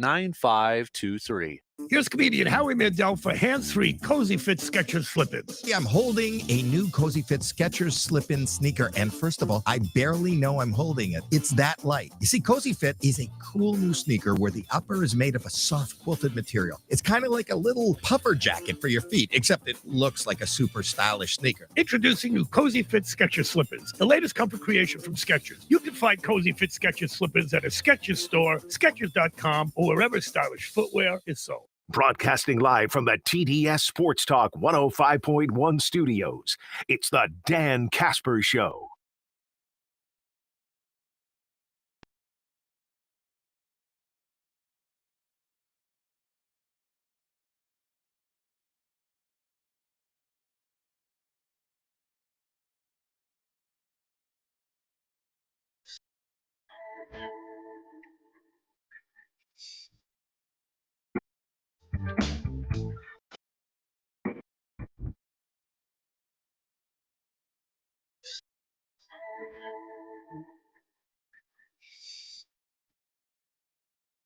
Hey, coming up Friday at our good friends at Hy-Vee. It kind of relates to Luke and our sister station, 98.1, because Summer Jam's coming up this weekend. But Hy-Vee, Leonard Skinner's going to be over there Friday signing some of their whiskey bottles before they take the stage over at Summer Jam. So if you want to head on up, probably as we were talking with our friends from Hy-Vee last week, might want to show up a little bit early because there's probably going to be a line and such. But that'll be cool to see that before they hit the stage over at Summer Jam. So. Really cool. Yeah, should be a good couple days. Hot Saturday, but welcome to summer. Yeah. There you go. We've been kind of we've been due.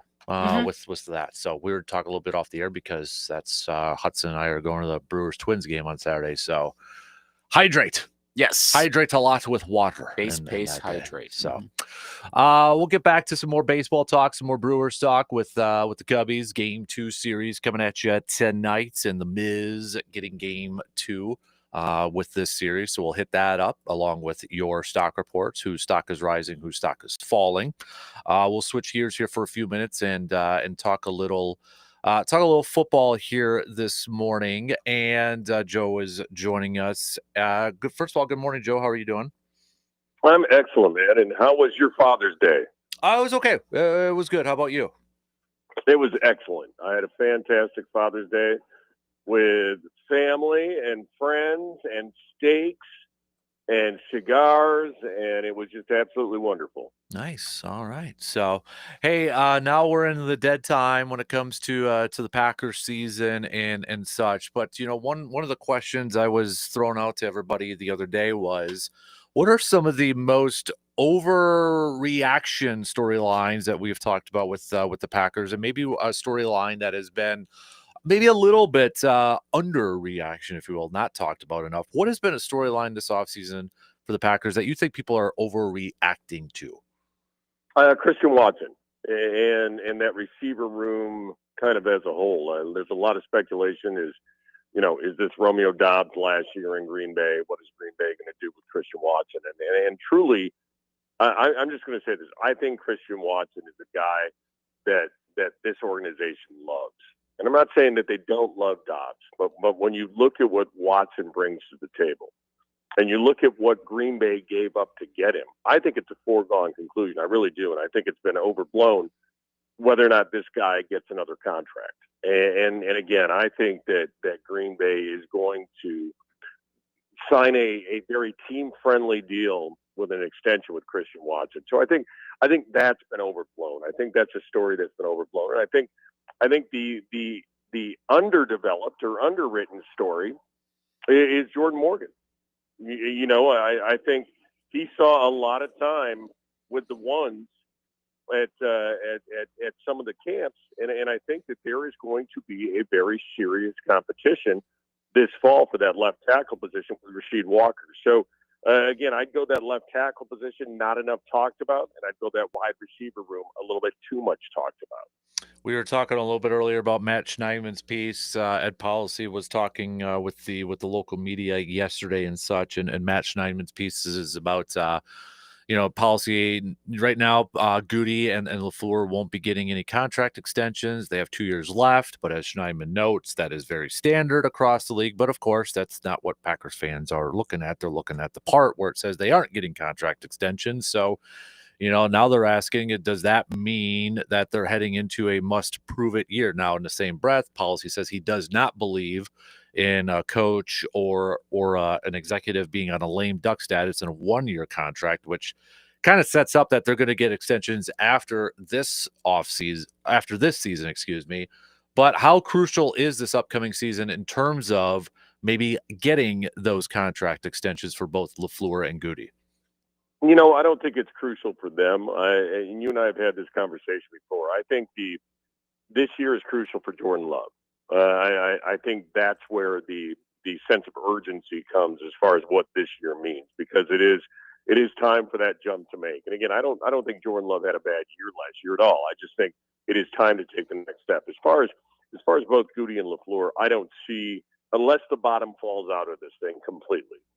And this team is 5-12 or or something along those lines. I just don't see it. I don't see that sense of urgency as far as those two contracts. I think this year plays out the way it's going to play out, and I think those two get the extensions. And I think, when you look at it, are there some question marks with both of them? Of course there is. There's question marks with every GM and coach in the league.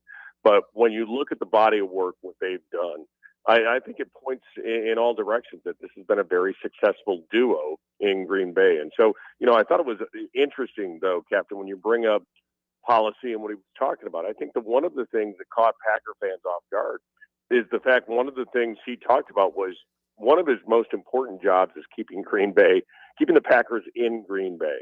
And I think a lot of fans were kind of shaking their head like, wait, that could never happen. Well, you know what, it could. And is it unlikely that it ever will? Yes, of course. But I thought that was a pretty profound statement by policy and shed some light as far as nuances of this league that I think a lot of people don't realize. So I think the contract extensions, going back to your original question about, underrated or undervalued piece of that interview, I think it was overrated, the LaFleur and Gutey contract extension. I think it's underrated, the job that a lot of these guys have to do, whether it be Mark Murphy or Bob Harlan, and now policy, to keep the Packers in Green Bay. I think that was an interesting part of that interview.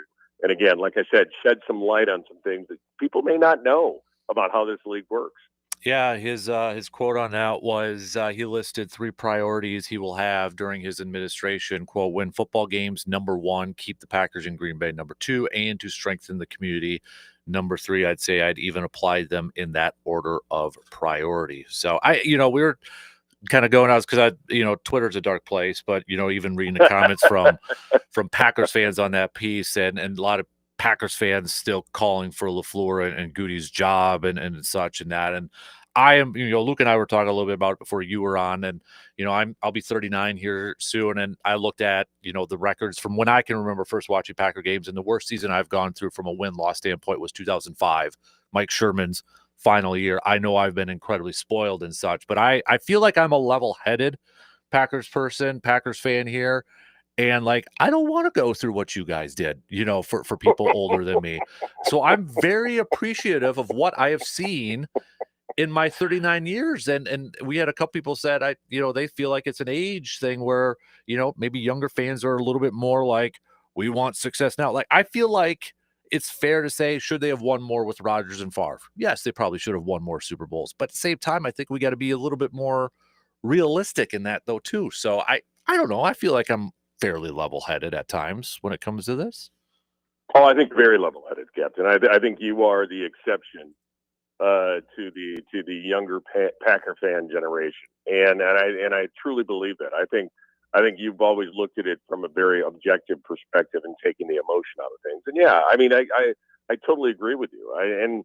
And look, should there have been a second Super Bowl with Favre against the Broncos? Absolutely. Green Bay, they just crapped the bed that game. Mm-hmm. They were out-coached. They were out-prepared, and they were out-coached. And then you look at, of course, the 2014 NFC Championship game. And there's no – well, I shouldn't say there's no chance. There was a 1% chance that Seattle was going to come back and win that football game, and they did.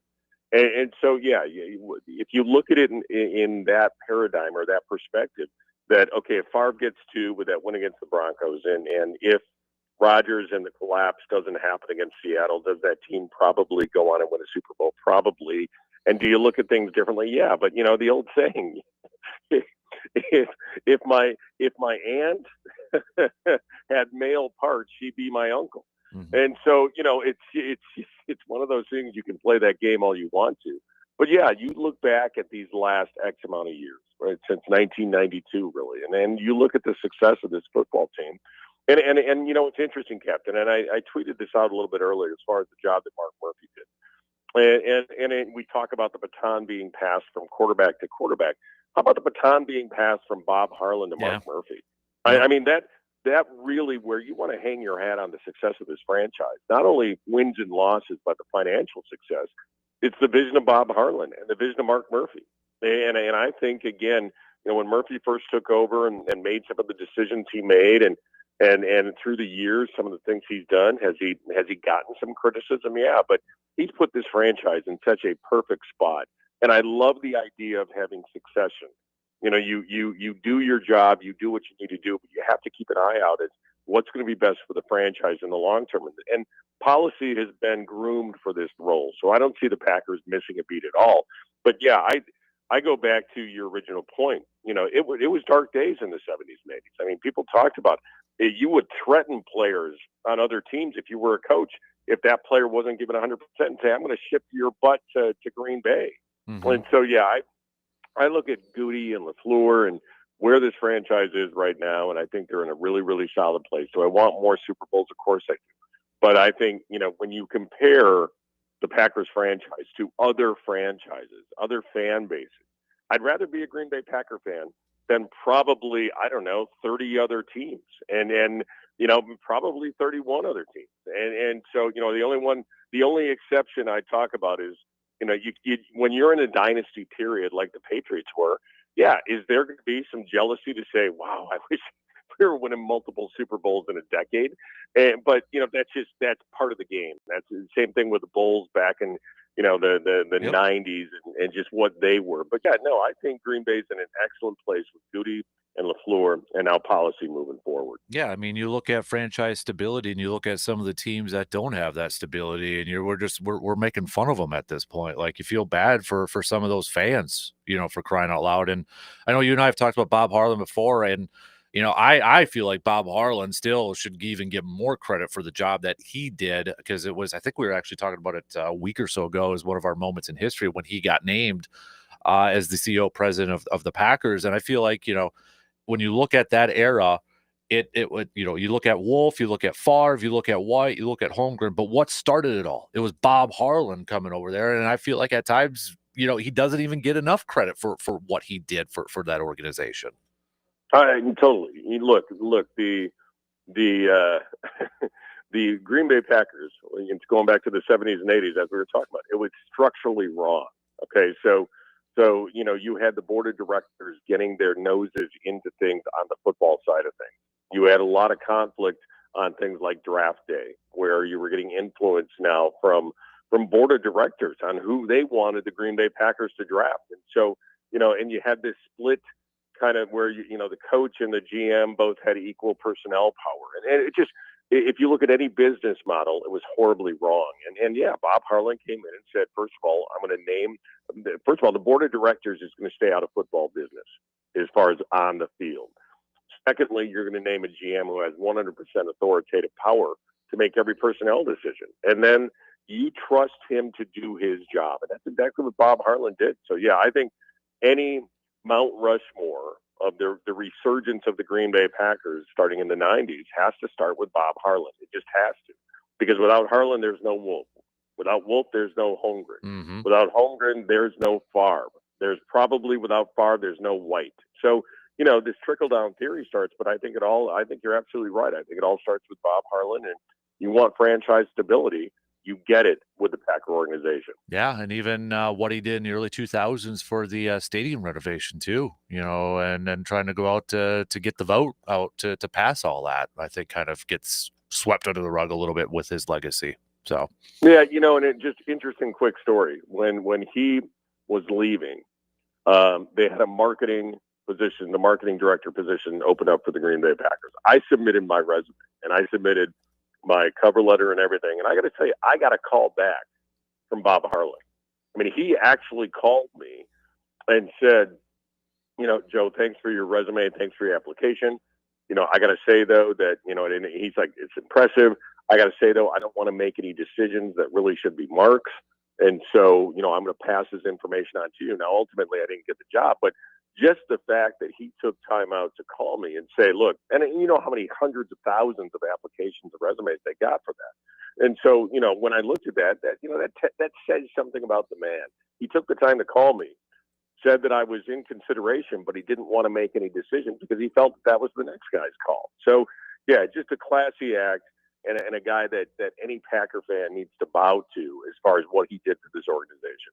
I want to talk more Mark Murphy, but because one of our listeners yesterday said one of the going back to the question I originally asked you, what's one of the most maybe not talked about storylines this offseason? One of our listeners actually said the job Mark Murphy has done throughout his tenure, as his tenure is coming up. And I do want to talk about that more, probably coming up in the next month or so. But just, when you think back really quick before I let you go, when you think at Mark Murphy's tenure, what's maybe the main thing that kind of pops up to in your head?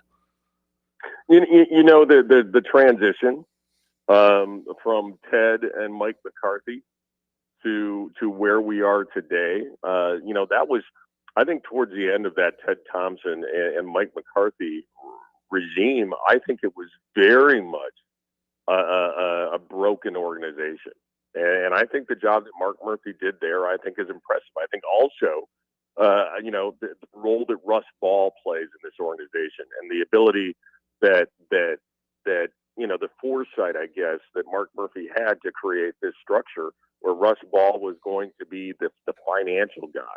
But I think it truly goes back to, this really could have gone back to 70s and 80s Packer football, the way that the franchise was broken with Mike McCarthy and Ted Thompson. And I think Mark Murphy stepped in, saw the problem, took a business eye approach to it, and fixed it. Mm-hmm.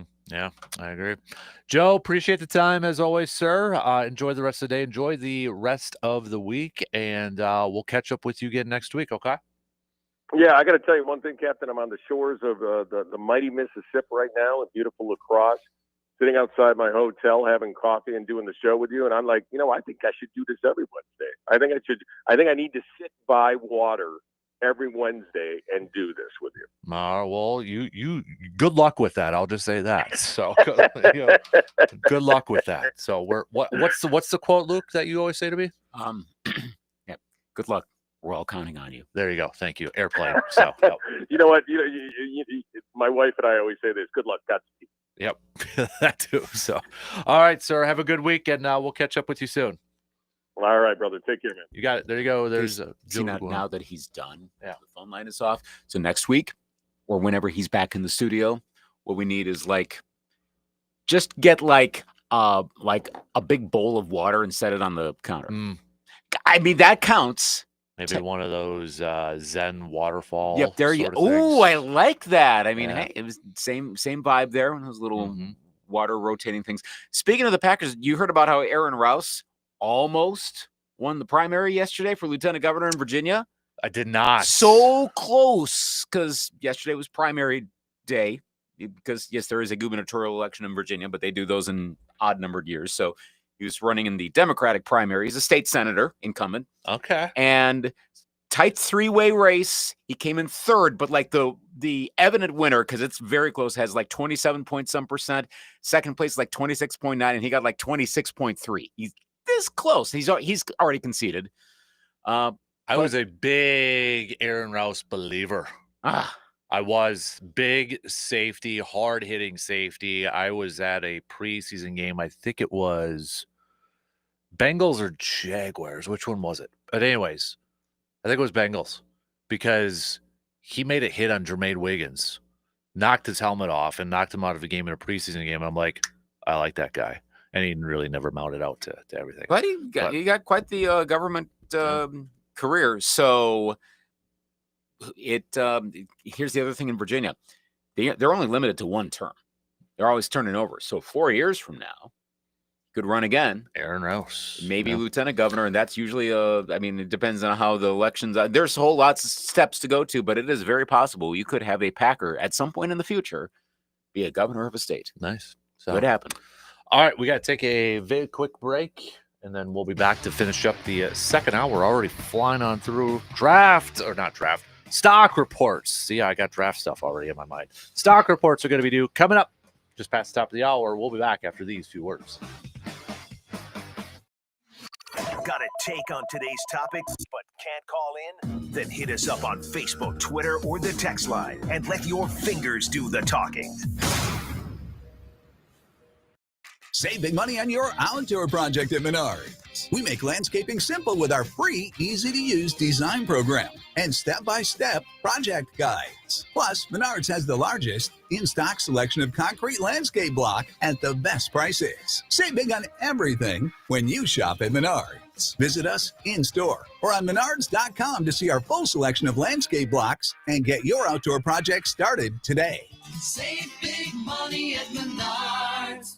Grant here for Kai's Chevy Town, right off exit 41 on the north side of Menominee, a short drive from anywhere. They can help you find your next vehicle, whether it's new or pre-owned or some type of lease. They helped me last September. They've been helping folks for 3 generations. Now, for those of you like me, very happy with your current car, it's the perfect place to get it serviced. Their award-winning service department is standing by, ready to help you with whatever you need, from a repair to routine maintenance to just a check-in. I love their service department because you go to dealerships that are bigger, sometimes in bigger cities, and you talk to someone on the phone, and then you pull up and there's 10 garage doors. And I talked to Mike. Where's Mike? At Kai's, it's a big service center, and they'll process whatever you need very, very quickly and efficiently. But you pull up, there's 2 doors, there's 1 desk, and you're going to see the face of the person you spoke with on the phone. It's the best. They're also looking to add skilled technicians to their team. Great benefits from day one to help you succeed. So whether you're looking to schedule service or applying to join their team, they have everything you need online, ChevyTownUSA.com. Be wise, see Kai's for the best buys. With great deals coming this Prime Day, July 8th through the 11th,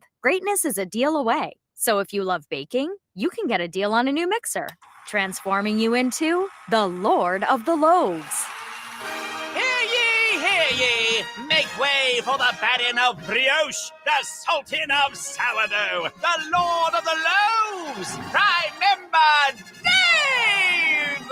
Yeah, hi? Shop great deals this Prime Day, July 8th through the 11th.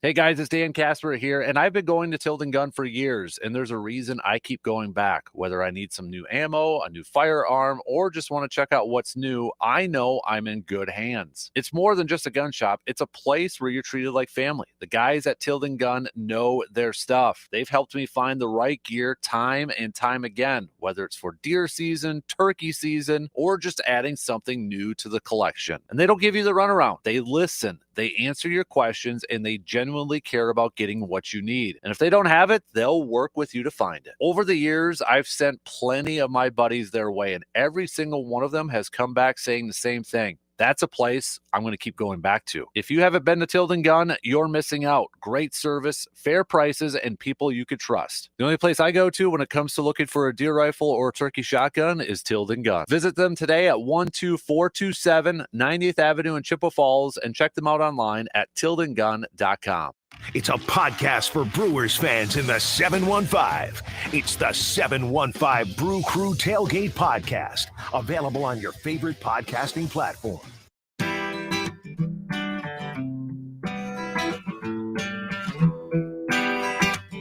If you and your family are getting ready for some road trip vacations, you want to make sure your vehicle is ready to hit the road. And, well, whether it's an oil change or maybe some new tires or maybe you need some brake works done, just give our friends at AJM Automotive a call, 715-835-9523, located on 1919 Brackett Avenue. Fine folks at AJM Automotive can make sure that your vehicle is ready to hit the road for some summer road trips this year. Baseball-wise, Brewers falling yesterday, Twins also falling to the Cincinnati Reds. Both will be looking for bounce-back wins tonight. The Express splitting in a doubleheader against Bismarck yesterday. They're still at Bismarck tonight for another game. And then I mentioned a little bit earlier, but Barron also falling in their state semis yesterday. So at least the Express got one win. Otherwise, baseball teams around our area, not a little bit of a down day. Didn't turn out so great, but hey, that's baseball. And then it'll turn around again at some point soon. Oh, yeah. So the Mizz. I know there's a wrestler named the Mizz, but I'm calling Jacob Mizorowski the Mizz. So the Mizz gets another start here for the Crew tonight. We'll see if he brings the same power that he did in his first outing. Now it's going to be at Wrigley Field, so maybe the Butterflies will be going here just a little bit more. So I was looking at MLB.com yesterday, and they, with the trade deadline next month, but there was a piece that said, one need for every team Ironically, Brewers and Twins were the same. Third baseman or a left side infielder. Yeah. So because yours is hurt again, Royce. So old hamstring just by running. Yep. There was already a third baseman dealt, but probably the big name with Dever getting traded to the Giants and such. But yeah, I mean, is this are the Twins? Would you say in the same kind of shape maybe for the Brewers where? Finish off strong in June, maybe then, or maybe. I mean, now they may be both regressing towards where we thought they were leading a little ways into the season. That's a very narrow way of putting it, but that's getting to maybe you need to trade off now to have more success over the next few years. Sure looked like both were climbing out of that. I think problem with the Twins is the number of injuries they have besides Royce Lewis, who we're just referencing. Their pitching went from being having one of the better starting staffs by ERA and such to not pretty quickly. Now that's also because they had injuries there. So that's going to hurt. They've been giving up a lot of runs. I mean, Texas, my gosh, that was ugly. Those two games were scoring like 16, 17 runs against the Twins. That's not going to conclude soon. Lopez will be back at some point, but that's going to be after the trade deadline. I wonder if I have to start thinking of this again. You trade Byron Buxton while he's playing well and not injured and try to get something. And of course, the other teams are going to see through that too and go, yeah, like, okay, he's not injured now, but what if? But maybe try to do that to have more competition later on. And maybe the Brewers are in somewhat of a similar situation because I also don't know that the top of the National League is going to be so long term. All right. SoMV.com's got 14 prime trade candidates and where they may be dealt. There's one third baseman listed on this, and that's Ryan McMahon from the Rockies, who I feel like has been there for the last couple of years. Potential fits: Brewers, Tigers, Twins, Yankees. Makes sense. Yeah. Which means when you involve Tigers and Yankees, though, I think the price might go up a little bit more. Yankees are going to be aggressive. The Tigers know they got a shot right now. They have a smaller window, obviously, than New York or Los Angeles ever would until the financial structure of Major League Baseball changes. So they may take full advantage of that. Plus, who are the Twins? And I know the Twins got a pretty hefty farm system, and the Brewers usually do at any given moment as well. So you trust that those teams, especially Milwaukee, would find a way to replenish anyway, but you're going to have to get rid of a lot of players. Would that be the Sal Frelick trade? I don't think that's the one, but we're wondering, is he may not be the one that lasts around. I know that breaks your heart, but he's lasting. He may not be the one that stays around the longest. He's going to stay around. Yep. He's going to. You're manifesting? Well, I just feel like he's going to.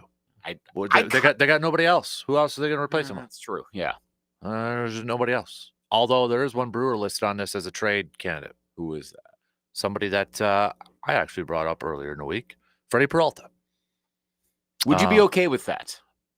Would I be okay with that, or would I be surprised by that? I would not be surprised by that. Now, I don't think this timing this year would be. I mean, that would be Josh Hader similar-ish. Although Brewers were in first place at that time and that, but I mean, they're still competing for a playoff spot. I feel like Peralta's getting traded this offseason because he's got 1 year left on that $8 million club option, which is very doable but very attractive to other teams too. And then he's going to be an unrestricted free agent. That fits the Corbin Burns, Devin Williams, and even Josh Hader mold, where the Brewers trade him when they got a year left on that expiring contract. You may have already done this thought exercise, but who do you see as the 4 to 5 main Brewers starting pitchers in 3 years? Mizorowski, Logan Henderson, Quinn Priester in 3 to 4 years. So probably Robert Gasser I'd throw in there. And then possibly Chad Patrick. Okay. Who knows about Tobias Myers at this point? But don't think there's any acquisitions It could be, but right now I'm going with their very deep starting farm system right now. See, now that makes me part of the reason to ask that question was to see, okay, and in case anyone's wondering, Freddie Peralta goes, who do they have to replace him? Well, there you go. A lot of young pitchers. You just listed a whole bunch of people who are contributing in some capacity this year where you see upside. Mm-hmm. Bingo. Yeah. They don't necessarily need to go down to single A, find someone who's maybe going to be good, but it's not like, okay, maybe they'll be fine down the road. Mm-hmm. Yeah. Yeah, they got a lot of younger guys that it screams that, because there was John Heyman said that Freddie wants an extension with the Brewers, but the Brewers haven't been, negotiating with them. I'm like, does it surprise anybody? No. They're not going to pay $200-some million to Freddie Peralta. It's just not going to happen. And especially when they've built up a lot of their young starters. So no. Get mad, Brewers fans, but we've been down that road how many times? So fire Gutey. Yeah, blame Gutey. Blame Gutey and LaFleur for this one. Yeah, Jeez. come on. All right, 2 hours in, we got one more to go. Stock reports coming up after these quick words.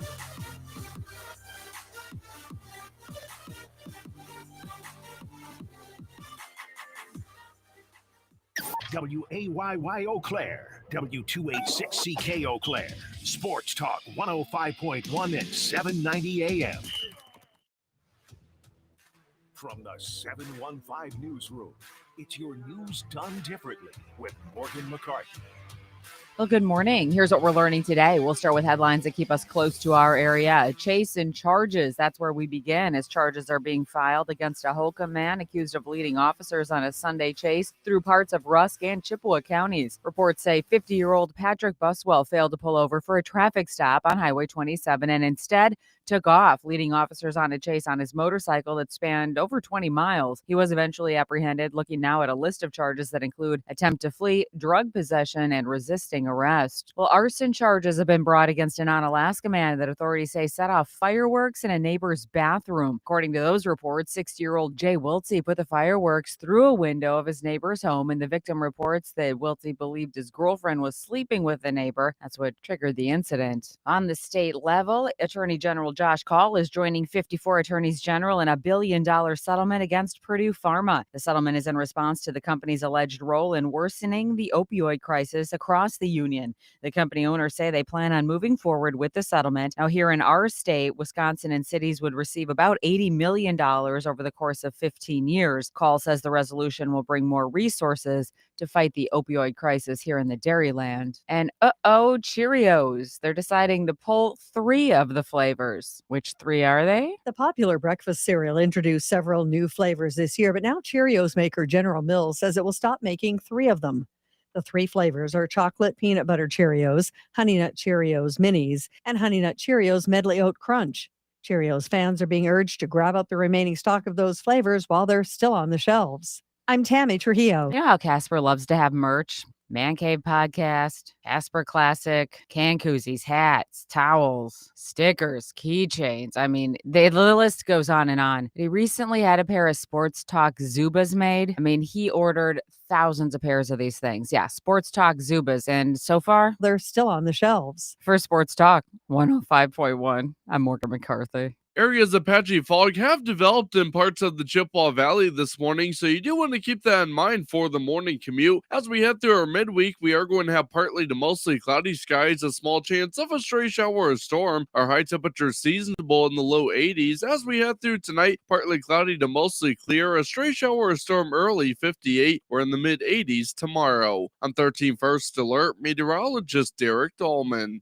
Tires matter. They're the only part of your vehicle that touches the road. Tread confidently with new tires from Tire Rack. Whether you're looking for expert recommendations or know exactly what you want, Tire Rack makes it really easy. Fast, free shipping, free road hazard protection, convenient installation options, and the best selection of Bridgestone tires. Go to TireRack.com/Dan, see their Bridgestone test results, tire ratings, and reviews, and check out the special offers. It's TireRack.com, the way tire buying should be. You just realized your business needed to hire someone yesterday. How can you find amazing candidates fast? Easy. Just use Indeed. Start at Indeed.com/credit. From the hardwood and the diamond to the gridiron and the course, Dan's got you covered with his trademark blend of sports passion and knowledge. He has the sports info you want and the sports therapy you need. So get your game face on, people. Let's go get some bell, huh? Put up or shut up time. We gotta get it started from the jump. Play big. Let's go. That's what legends made, man. It's showtime. Welcome to the big league. Let's go. Because it's the Dan Kasper Show.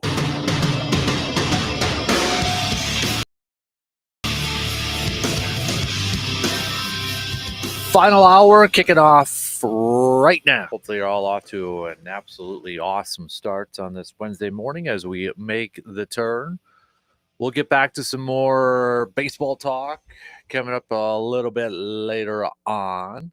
But we kick off this final hour with some stock reports. Whose stocks are rising and whose stocks are falling. We'll start off with the stock fallers. Who do you got for stock faller this morning, Lucas? Boston Red Sox. Boston. Boston. Or you could be like The Athletic and tweet this sad image of like how Boston fans with Tatum and then the guy who did get traded to the Florida Panthers, Marchand. Yeah, and Boston are like, oh yeah, feel sorry for Boston fans. Boston really needs a winner. Yeah.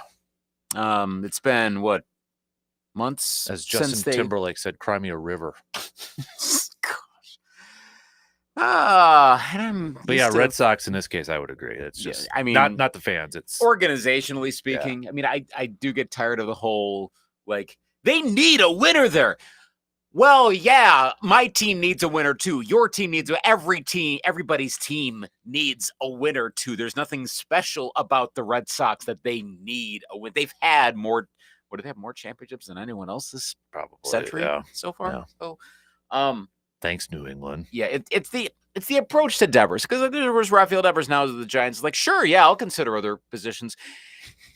Yeah, look, Rafael Devers didn't acquit himself that well in all of this either. But I understand where the motivation for his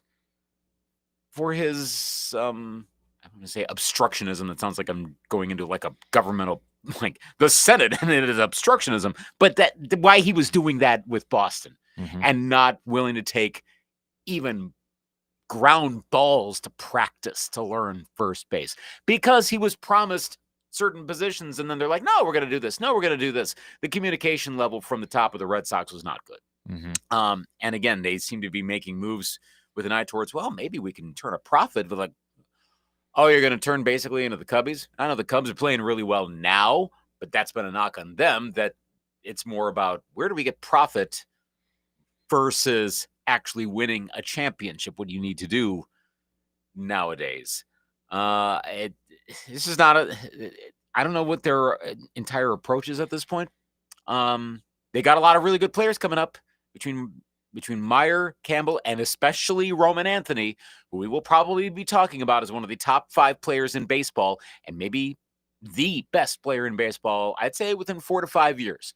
Roman Anthony will be a household name for sports fans. They got that talent coming up. Use it right. I heard on the Baseball Tonight podcast, it was when Paul Hembekides was on, from Get Up. Side note, the other day, earlier this week on Get Up, one of their segments, can you guess what they were talking about? Because Awful Announcing posted it, so maybe you saw the it. legacy of Dak Prescott? Yep. That's actually my stock faller was. So I was talking to somebody at ball practice yesterday. Like he mentioned, he's like, all I'm hearing about is Stephen A. Smith. I'm like, yeah, it's pretty annoying. Yeah, all of that. Yeah, all of it. Just finish your point, then I'll go back to what Hembo. Oh no, I was just gonna say my stock faller is. I mean, like that. Even it's like I must be doing something wrong. Maybe I need to be doing more hot take-ish and bullish statements so I can make $20 million a year. Maybe saying Giannis is an underachiever. And then being called out on it, but then doubling down on it by saying, well, you didn't listen to what I exactly said when he was going after Jay Williams with that. So, I mean, it's just, maybe it's not a stock follower because he just keeps racking in the cash and keeps racking in the dough for crying out More loud. shows and everything. Yeah, exactly. So I mean, it's just, but I mean, come on, I get it. It's that time of year. July especially is like the worst sports month of the year because yes, baseball, but then you have the All-Star break, so there's really a lot of dead time. That's coming soon. Yeah. And I get it. It's hard from a net, but I mean, you get a national talking landscape. You could talk about any other. We're still going to talk about Dak Prescott and the Cowboys in June and legacy and all that. In June? It seems incredibly lazy. Take a freaking break. Yeah, it seems really for your benefit. So lazy. And I feel like these bigger ones, maybe, okay, call it jealousy on my part. I don't care. But I'm like, are we just phoning it in because we know what people are going to talk about instead of actually like doing some real work? And I just realized, be self-aware here, we were kind of just talking about Packers legacy, but there is a prompt for that. There was a deep dive story that just came out. It's a fresh thing. I mean, other people are going to read. This isn't just like nothing really happened to Dak in their last couple weeks, really, right? No, I was thinking like, wait. There's got to be something, and maybe there was something. We're not in touch with what's happening in media down there. Maybe something did happen. There was a quote that prompts it. But was this just a generic? Because they can measure the ratings by the minute. Did they go, let's get a boost here? All right, Dak, bam, because it kind of does happen, unfortunately. It does, and we got nobody to blame but ourselves, I guess. Kind of, on that. So America's team. A lot of primetime games and other stuff once again.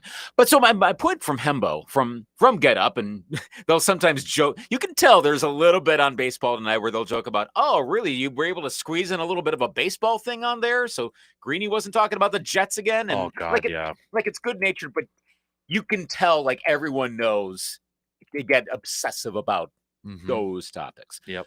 But Paul and McKee's made the point of like, wait a second. What are the Red Sox doing with who they're playing and who they're not playing? Like Christian Campbell's up, again, one of the 3 top prospects. This is reminiscent of, for the Red Sox, it's reminiscent for me of the Brewers with Ricky Weeks, Ryan Braun, and who was the third guy? I know him. I'm picturing him. Corey Hart, I think. Was it those 3 were the big 3 back in like 2006? JJ Hardy is in, maybe it was Hardy. JJ was like the he was hot. Yeah. Right. Jeez. Well, that was the thing. Yeah, I know. He was. I saw plenty of women talking about that. Like, they love themselves some JJ Hardy. Yep. But yeah, it was. I think it was those 3: Hardy, Weeks, and Braun. Kind of a similar thing with the Red Sox. They got a big 3 of up and coming prospects, but Campbell's the one that's getting played. Anthony just got called up. Myers not having as much of an opportunity, and then there's one other player that's getting played a lot and is not doing well. The thread, the ones that are getting played more have longer-term contracts they signed earlier. The ones that aren't have not signed bigger contracts. So are the Red Sox determining who plays and thus how the team wins and loses based on who got in with the team and who's holding out? That I understand there are other approaches to running a team and contracts and how you keep everyone. I really hope that's not the motivating factor, but Hembo and Buster Olney were putting 2 and 2 together on that, and it's kind of tough to say otherwise. Maybe there is another reason. Maybe it's a coincidence. That's not the way to run an organization. So the Red Sox and Paul Hembekides' show are the stock followers. Yeah. This week. Yeah. Not Hembo, but I just, part of my stock follower too, I want to say, I feel like there is just this this massive like sports media landscape of talking heads now just going after each other, whether it's like Nick White going up against Stephen A. Smith now, or even like other ones from a statewide sort of thing. It's really like what, like this just feels dumb and immature. Very meta. Yeah, it feels very immature. I get it. You want to disagree? Fine. That's what it is, right? I mean, it's sports debate and banter, but like literally this whole like schoolyard fighting to me is a little immature because it's almost like subtweeting. You're trash talking, you're talking about, or you're calling out or starting a fight with somebody when then you got to wait for that person's show for a response. And then you got to wait hours later. Just do a celebrity death match. Yes, claymation. Yeah, let's just bring Yes. Celebrity Deathmatch back so we could settle this once and for all. I would watch Stephen A. Smith versus anyone in claymation. Yeah. That would be great. Why is the MTV Oh, not he bringing pulled this out back? his spine. Yeah, like why are we not bringing this back on MTV? Because they have to air ridiculousness 24 hours a day. That's why. Yeah. And yes, that gets ratings. For the tiny that they get, it does get ratings. Gosh, what's wrong? What's wrong? I'm about ready to say stock fall or the world at the rate this is going here. Again, I want to do my Win Pants and CD player podcast. We could talk about celebrity deathmatch matches. Bingo! 90s stuff. That works. You and Bosold should get like a rivalry going because he can like knock on you 5 o'clock in the morning. Then you got 6 to 9. Now, granted, he's got 2,000-foot tower, so he can like talk trash to you up to Vilas County, depending on how the wind's blowing. But you can talk for 3 hours. He's not aware of what's going on outside of his little world. So okay. I see what you did there. Yeah, so. You're not doing it, but you're doing it. Well, I mean, shots fired. Let's just say this: he's not the only one that plays solitary during stuff. Or Stephen A. Smith's not the only one that plays solitary during broadcast stuff. legends know what to play when they're supposed to be doing their job. It's we know with Bob. Literally, we've watched him play solitaire. Dare I say hundreds of times? Oh yeah, easily. Yeah, we know. We know. So love you, Bob. Well, you do. Whoa! Stock riser. JJ Spawn. Nice. Was that? I mean, dad power for that one. Did you hear that story too? Taking care of a kid throwing up at 3 a.m. 3 in the morning to go to a CVS in downtown Pittsburgh. Yeah. And the thing is, he's not well enough known. I mean, I know I would probably argue most golfers outside of Tiger, Rory, a few others, Phil Mickelson, probably could, even at a golf tournament in the city where they're at, probably could go into a drugstore. And I don't know that they would be recognized. Really, if like Dustin Johnson, I'll take someone who's fairly well known in golf circles. If he shows up at like, let's say there was a tournament here and he goes to Walgreens, I'll be honest, I don't know if I'd immediately go, whoa, Dustin Johnson's here. I'll take it a step further. If it's him and his wife that walk in there, people will pay attention more to his wife, Correct. Paulina Gretzky. Correct. That's they may not know who she is, but they will pay more attention. Yeah. That is for sure. So when I heard that story, I'm like, oh yeah, he probably totally could do that. And any of us who are parents, I know, anyone listening knows, some variation of that story has been done. Make the late night run to make that. I've done it. You done that? Yep, we've all done that. I love that it happened. You love that it happened the morning of him winning his first major and way exceeding any of his major finishes. We haven't had too many of those out of nowhere ones. We were having that all the time up until a few years ago, and it's settled a little bit more. I was thinking of this when I saw that last putt. What is I don't want to say was that because maybe it is. What is the most, I guess, amazing, that's a subjective term, championship, so the final one, major winning putt you have ever seen? With that putt, bam, they won it. I think there are others, but I mean, you factor in the length. It was on 18 and the rain. The other part was it was a 2-putt. He had two. Just because I'm pretty sure the mindset was get it close. Yeah, just get it close. So maybe a little less. I mean, I don't know what he was thinking, but maybe there's I don't think it was. I'll tell you what, the putt that comes to mind, and it wasn't like the last one when Phil won the Masters for the first time and he jumps up and that was his logo. Right. That putt, when I think about putts, stands in my head. Jack Nicklaus's putt at the Masters when he was 40, whatever, and he lifts up the club. But wasn't that on 16? Right. But I'm saying that's Right. what it's not Yeah. 18. Those aren't 18s, but Right. those are the putts I remember. So yes, I get it. It was 18. It was the final putt. I wouldn't put them as that above any of those classic ones. Was it the biggest degree of difficulty for the actual putt, regardless of like you need more or whatever? I think part of it though too was a luck. I mean, come on, that's not to discredit it or anything. It was a fantastic putt, but it was also some luck. Yeah. Because I would almost guarantee that wasn't the mindset. It wasn't Happy Gilmore saying, we'll just putt around it. We'll go to a playoff. No, I think I'm going to win it here.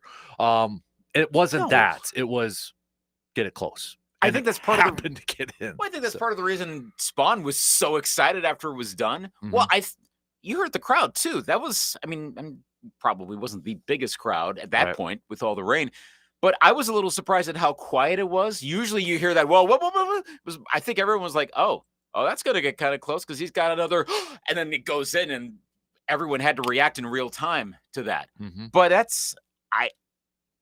it was unintentional. Maybe it was unintentional, but Spawn knows for sure. But that was one of the best shots to win. It whether it's number one is another, but it ranks. It's not.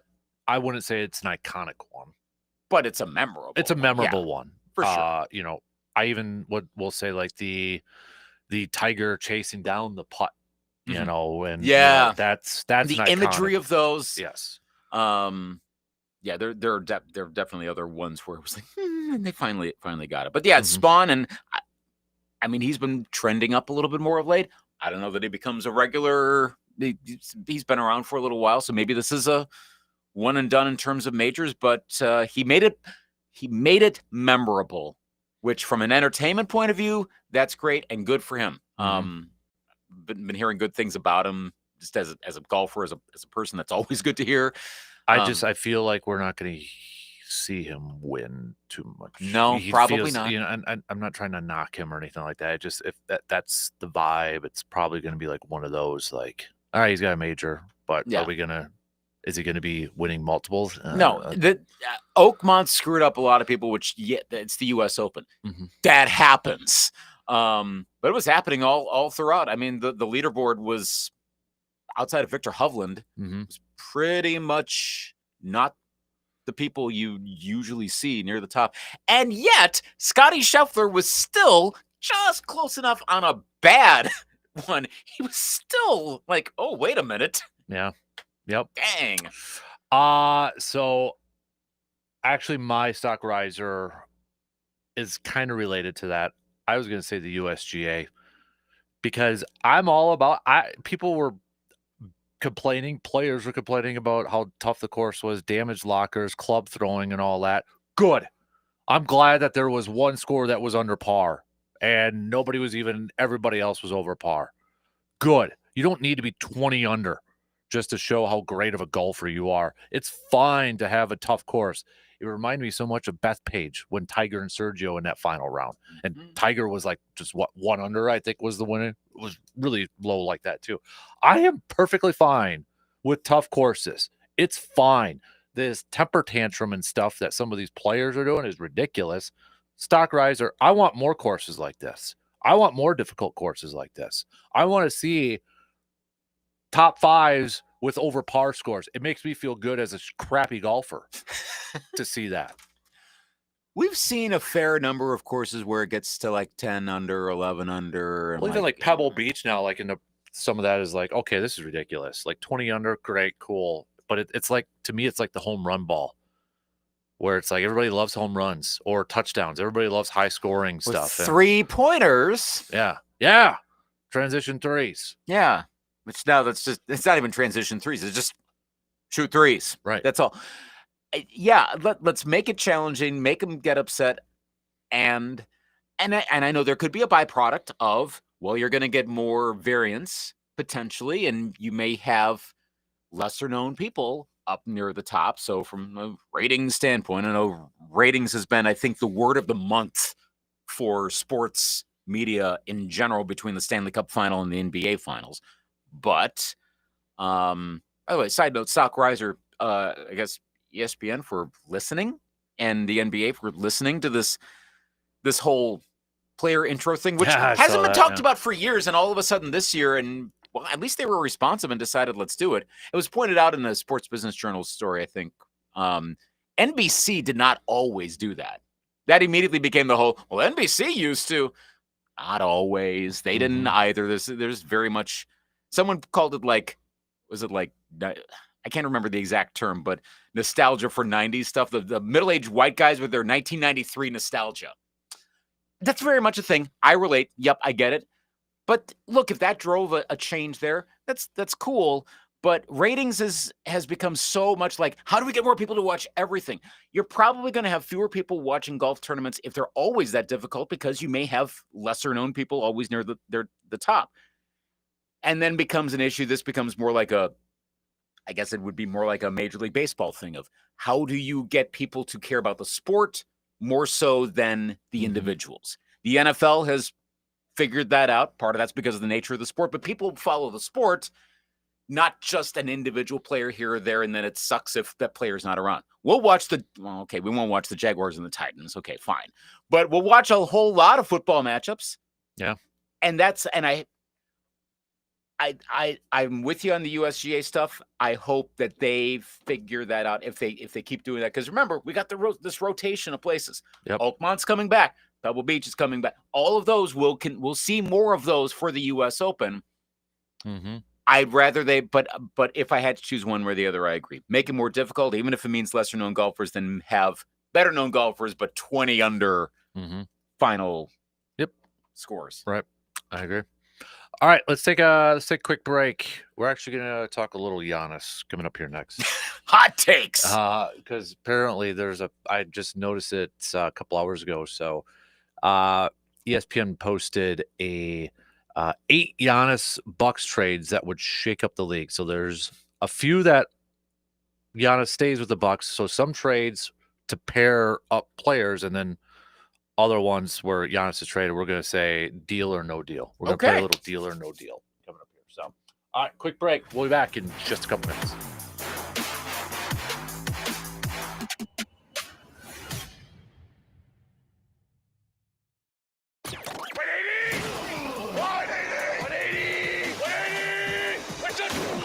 The Dan Kasper Show will be right back. ServiceMaster of Chippewa Valley is your local expert when it comes to fire and water damage, carpet and air duct cleaning, mold remediation, and trauma. They're when you need them, 24 hours a day, 365 days a year. Trust comes in the yellow truck. Learn more at ServiceMasterChippewaValley.com. When you're in the business of building the future, why rely on yesterday's internet technology? 100% fiber internet from TDS is engineered to handle industrial strength demands with turbocharged symmetrical speeds and 99.9% network reliability. Get internet that keeps your business light years ahead. Upgrade to cable-crushing TDS fiber internet. Strong enough for your business, strong enough for you.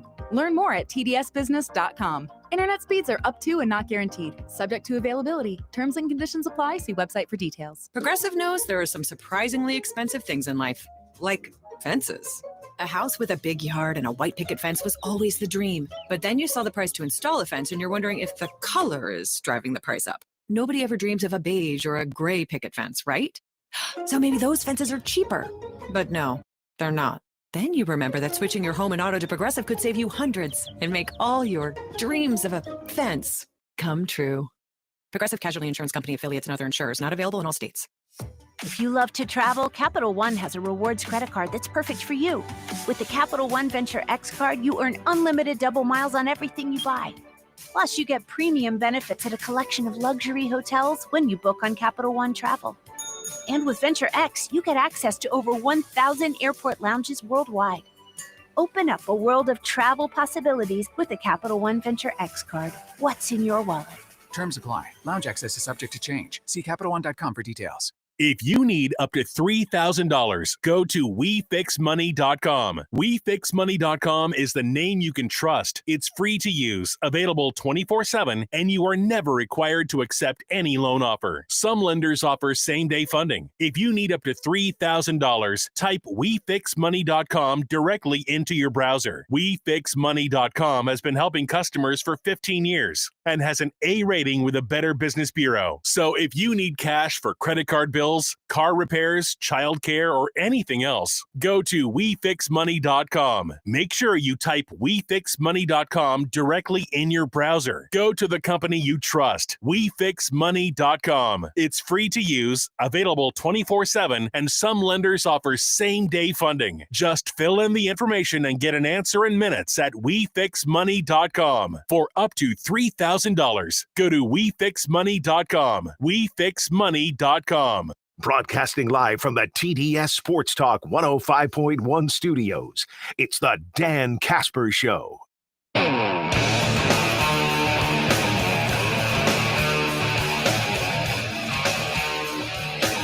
Bottom of the hour here. Let's just jump right into it because we're just going to play a little deal or no deal. Try to do our best Howie. Thank you. Howie impression. Or no deal. Yeah, deal or no deal. ESPN just a couple hours ago, NBA Insiders is the correct author of this piece. 8 Giannis Bucks trades that would shake up the league. So there's 3 trades to build around Giannis, and then 5 where Giannis would be shipped off from the Bucks. Let's start with the 5 because I feel like these are going to be easier deal or no deals. Mm-hmm. Houston Rockets get Giannis and Pat Connaughton. I'm going to probably mispronounce some of these names. Schengen. Okay, so you got it. So, all right. Alperen Schengen. Yep. Cam Whitmore, Reed Shepherd, Jock Landale. Mm-hmm. A first-round pick, number 10 this year, 2027 first-round pick via Phoenix, 2028 first-round pick. Deal or no deal? Try to be a Bucks fan for this. And I'm reading through the rundown here because they kind of assess their own each insider says that. I would say I like the first round picks, and I know that's kind of been a thing since the Desmond Bane trade of like, oh, how much do they really matter? Is it the player you really want? Given that I've already been kind of in the move while you can move, and I know that's 3 first rounders, but you got a lot of those other players, and you can spin those around. Deal. Okay. Right now, it's kind of a hesitant deal, but I would say deal. No deal. Okay. For me. Toronto gets Giannis. Milwaukee gets Scotty Barnes, Grady Dick, Ochai Agbaji.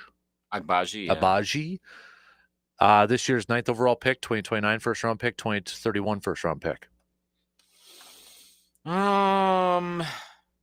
Makes a point that these first rounders come later on. Yep. Less likely to be affected by Giannis in his prime, which means they might be better first round picks. But here I'm going the opposite of my usual approach. You know how I'm always like long-term focused? Yeah. I'm saying no deal because I don't know that the Bucks are going to be that even with as good as Barnes is. There's a definite cap in the Bucks being good for a while. Look, most of these trades are going to put a cap in the Bucks. I don't think we're going to call them Eastern Conference strong contenders post Giannis trade, but I would say no deal. Spurs get Giannis in turn. Harrison Barnes, Keldon Johnson, Jeremy Sochan. This year's number 2 overall pick, a 2026 first round, better of Atlanta and San Antonio. 2028 first round pick, better of Boston and San Antonio. 2030 first round pick, better of Dallas, Minnesota, and San Antonio. 2031 first round swap, Milwaukee's for better of Sacramento and San Antonio. So you're talking 5 first round picks and 3 players. It's a lot of first rounders, and the point that's made here is instead of relying on one team to be bad to get better first rounders, you have a lot of teams that potentially could be bad, but that's a combination of the Spurs, obviously, Boston. Is Boston ever really going to be bad? Atlanta, I don't know. Dallas, I don't know if they're going to be all that bad. And then Minnesota and Sacramento in there. I mean, none of those teams feel like they're about to go into decrepit world. I would say no. That's a lot. No deal, sorry. That's a lot in return, I would say. But still, no deal. So, and then 2 more. Pistons get Giannis. Milwaukee gets Tobias Harris, Jaden Ivey, Isaiah Stewart, and 3 first-round picks. Ivey's a little tempting. I'm saying no deal there because again, I think there's a cap. You're like a plus Hawks a lesser Pacers, I guess. Maybe. No deal. No deal. Last one. Golden State. This is a 3-team. Golden State gets Giannis. The Lakers get Draymond Green and Daniel Gafford. Actually, a 14. This is a 14 trade. Daniel Dang. Gafford. Mavericks get Gabe Vincent, a 2031 first-round pick from the Lakers, a 2025 second-round pick. Milwaukee gets Austin Reeves, Brandon Podzinski, Jonathan Kuminga, Trace Jackson Davis, Maxi Kleber, and 3 first-round picks.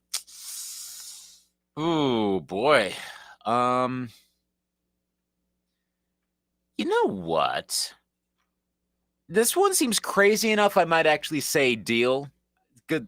You got variety with the 3 picks. I know it's just the Warriors and the Lakers.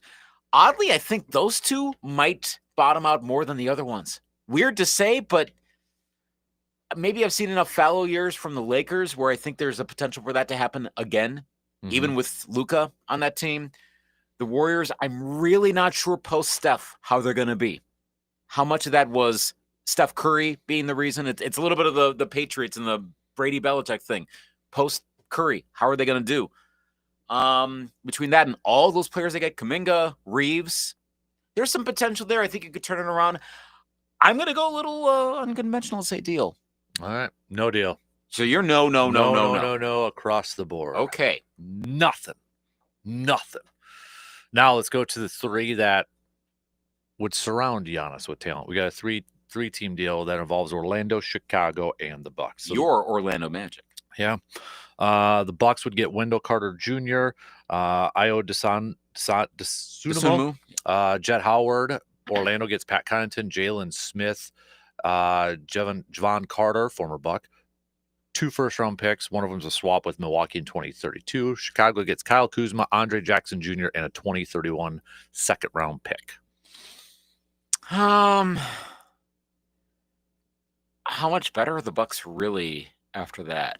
I mean, they got some players.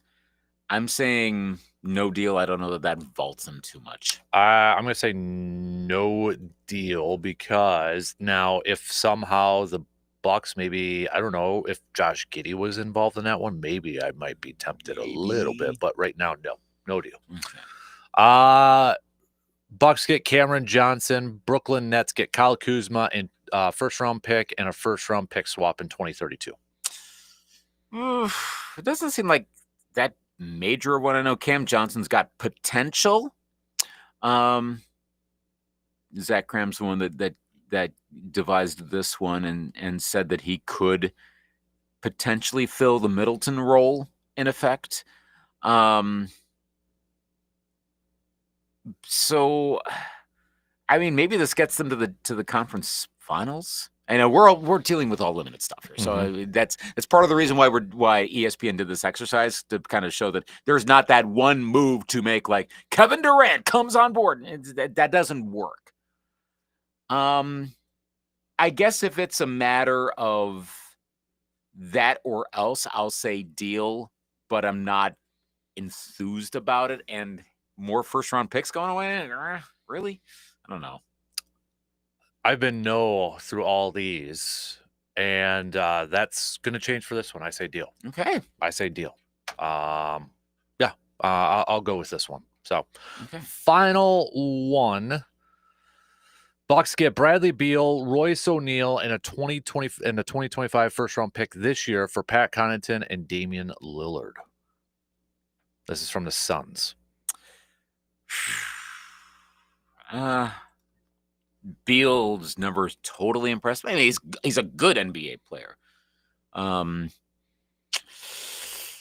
So you're that this ends the Dame experiment.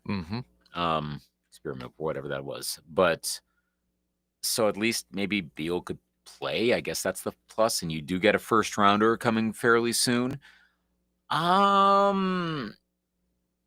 If Giannis is okay with shipping out Dame, that might be my biggest question with this. Deal, I think. I kind of talked my way into it. At first I saw the Beal part. I'm like, but losing Connaughton and Lillard, and you get a first rounder? Sure, let's do that. I think there's potential for the upside to be the best here, maybe going even 3 years down the road. I understand the thought process of trying to get somebody in that could play right away. Since Dame wouldn't. I'm not on the Bradley Beal bandwagon though, so I say no deal. Okay. So only one of these I was yes for, and that was the Brooklyn one. So okay.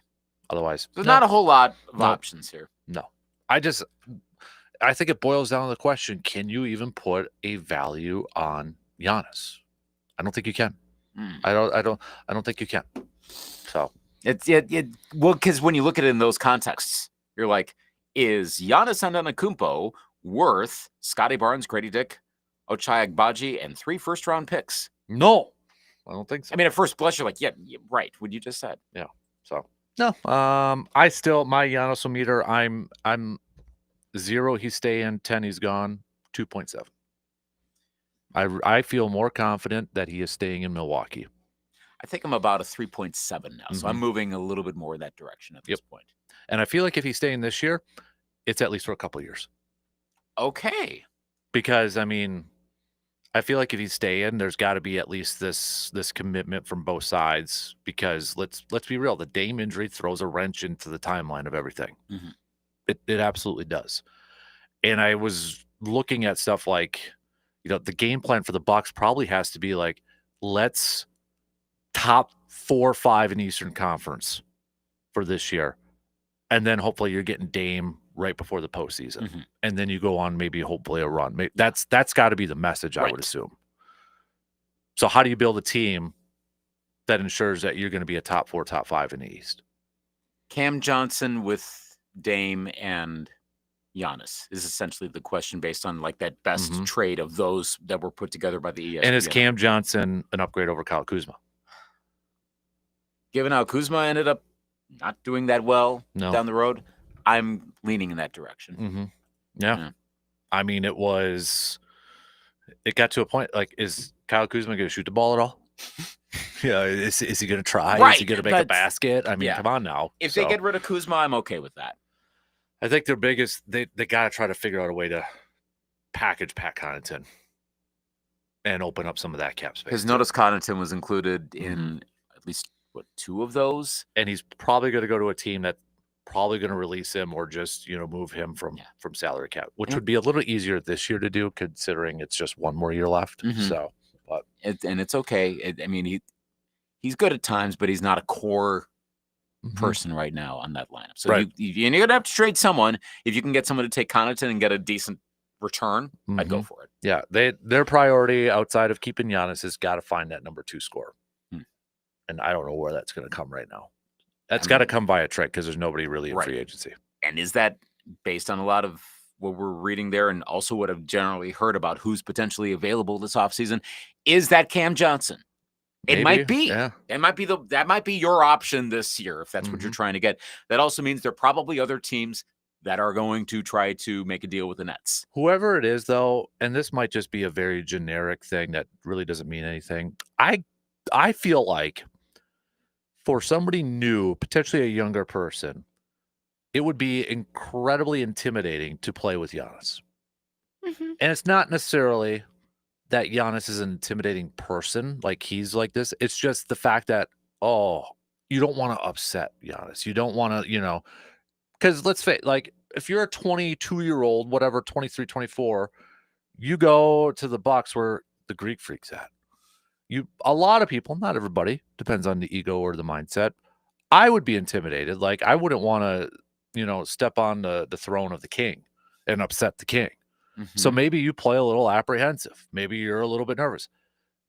If there was a move like that, I would put that on the onus of Giannis saying, hey, young blood, let's hang out for a while. Let's get to know each other.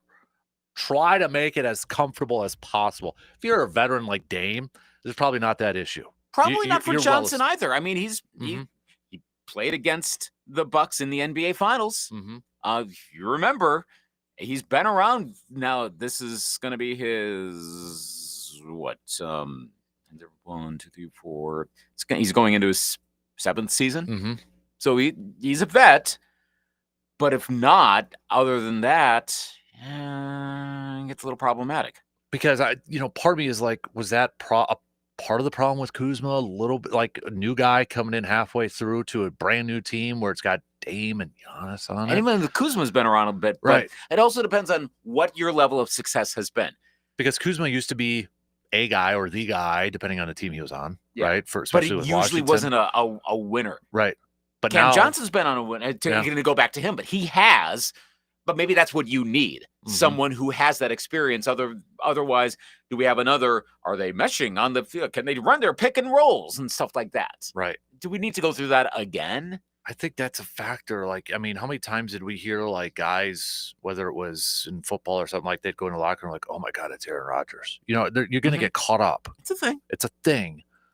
But that's where I put a little bit more on. Okay, those star players to be a little bit more welcoming and be like, okay, let's Right. work. Yes. Let's get to work, sort of thing.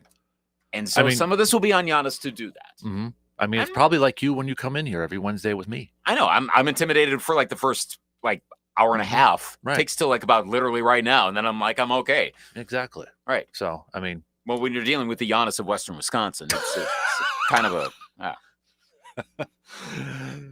yeah, the Giannis of Western Wisconsin. Let's run with that. No, we're not. We're not.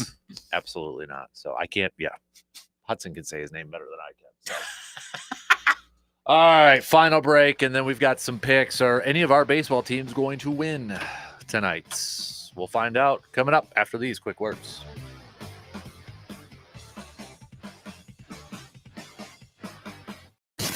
You're listening to the Dan Kasper Show.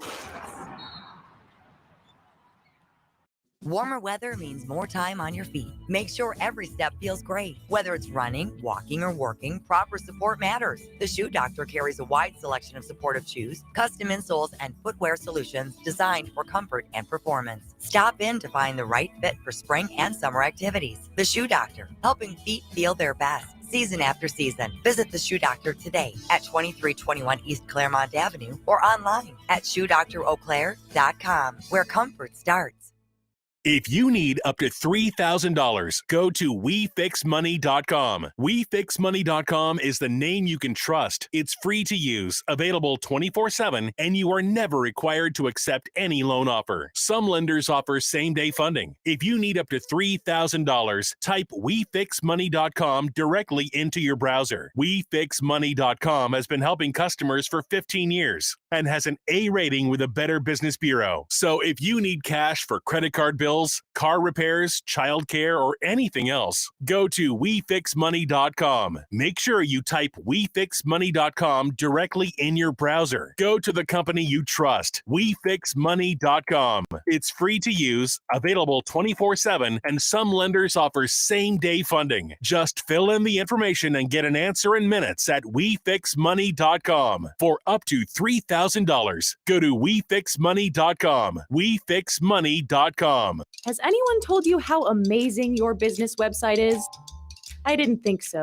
Do you think it's just sort of Websticks has taken thousands of websites from to amazing, and you only pay for the help you need with blocks of time that never expire. It's kind of brilliant.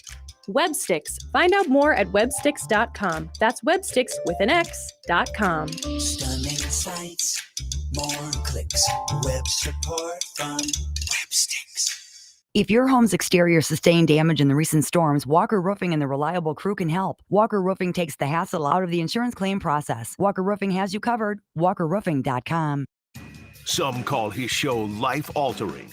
Your personal takeaway may differ somewhat. The Dan Kasper Show, weekday mornings from 6 to 9.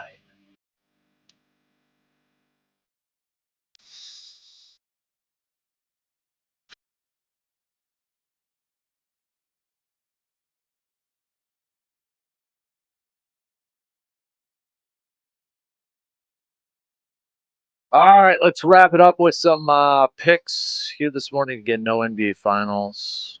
That game will be tomorrow, but I'll ask you for yours. Are you going to pick the Thunder, or you think they're going to go 7? If Tyrese Halliburton was going to be full strength, I would say it's going 7, and I would pick the Thunder as squirrely as the Pacers have been this series.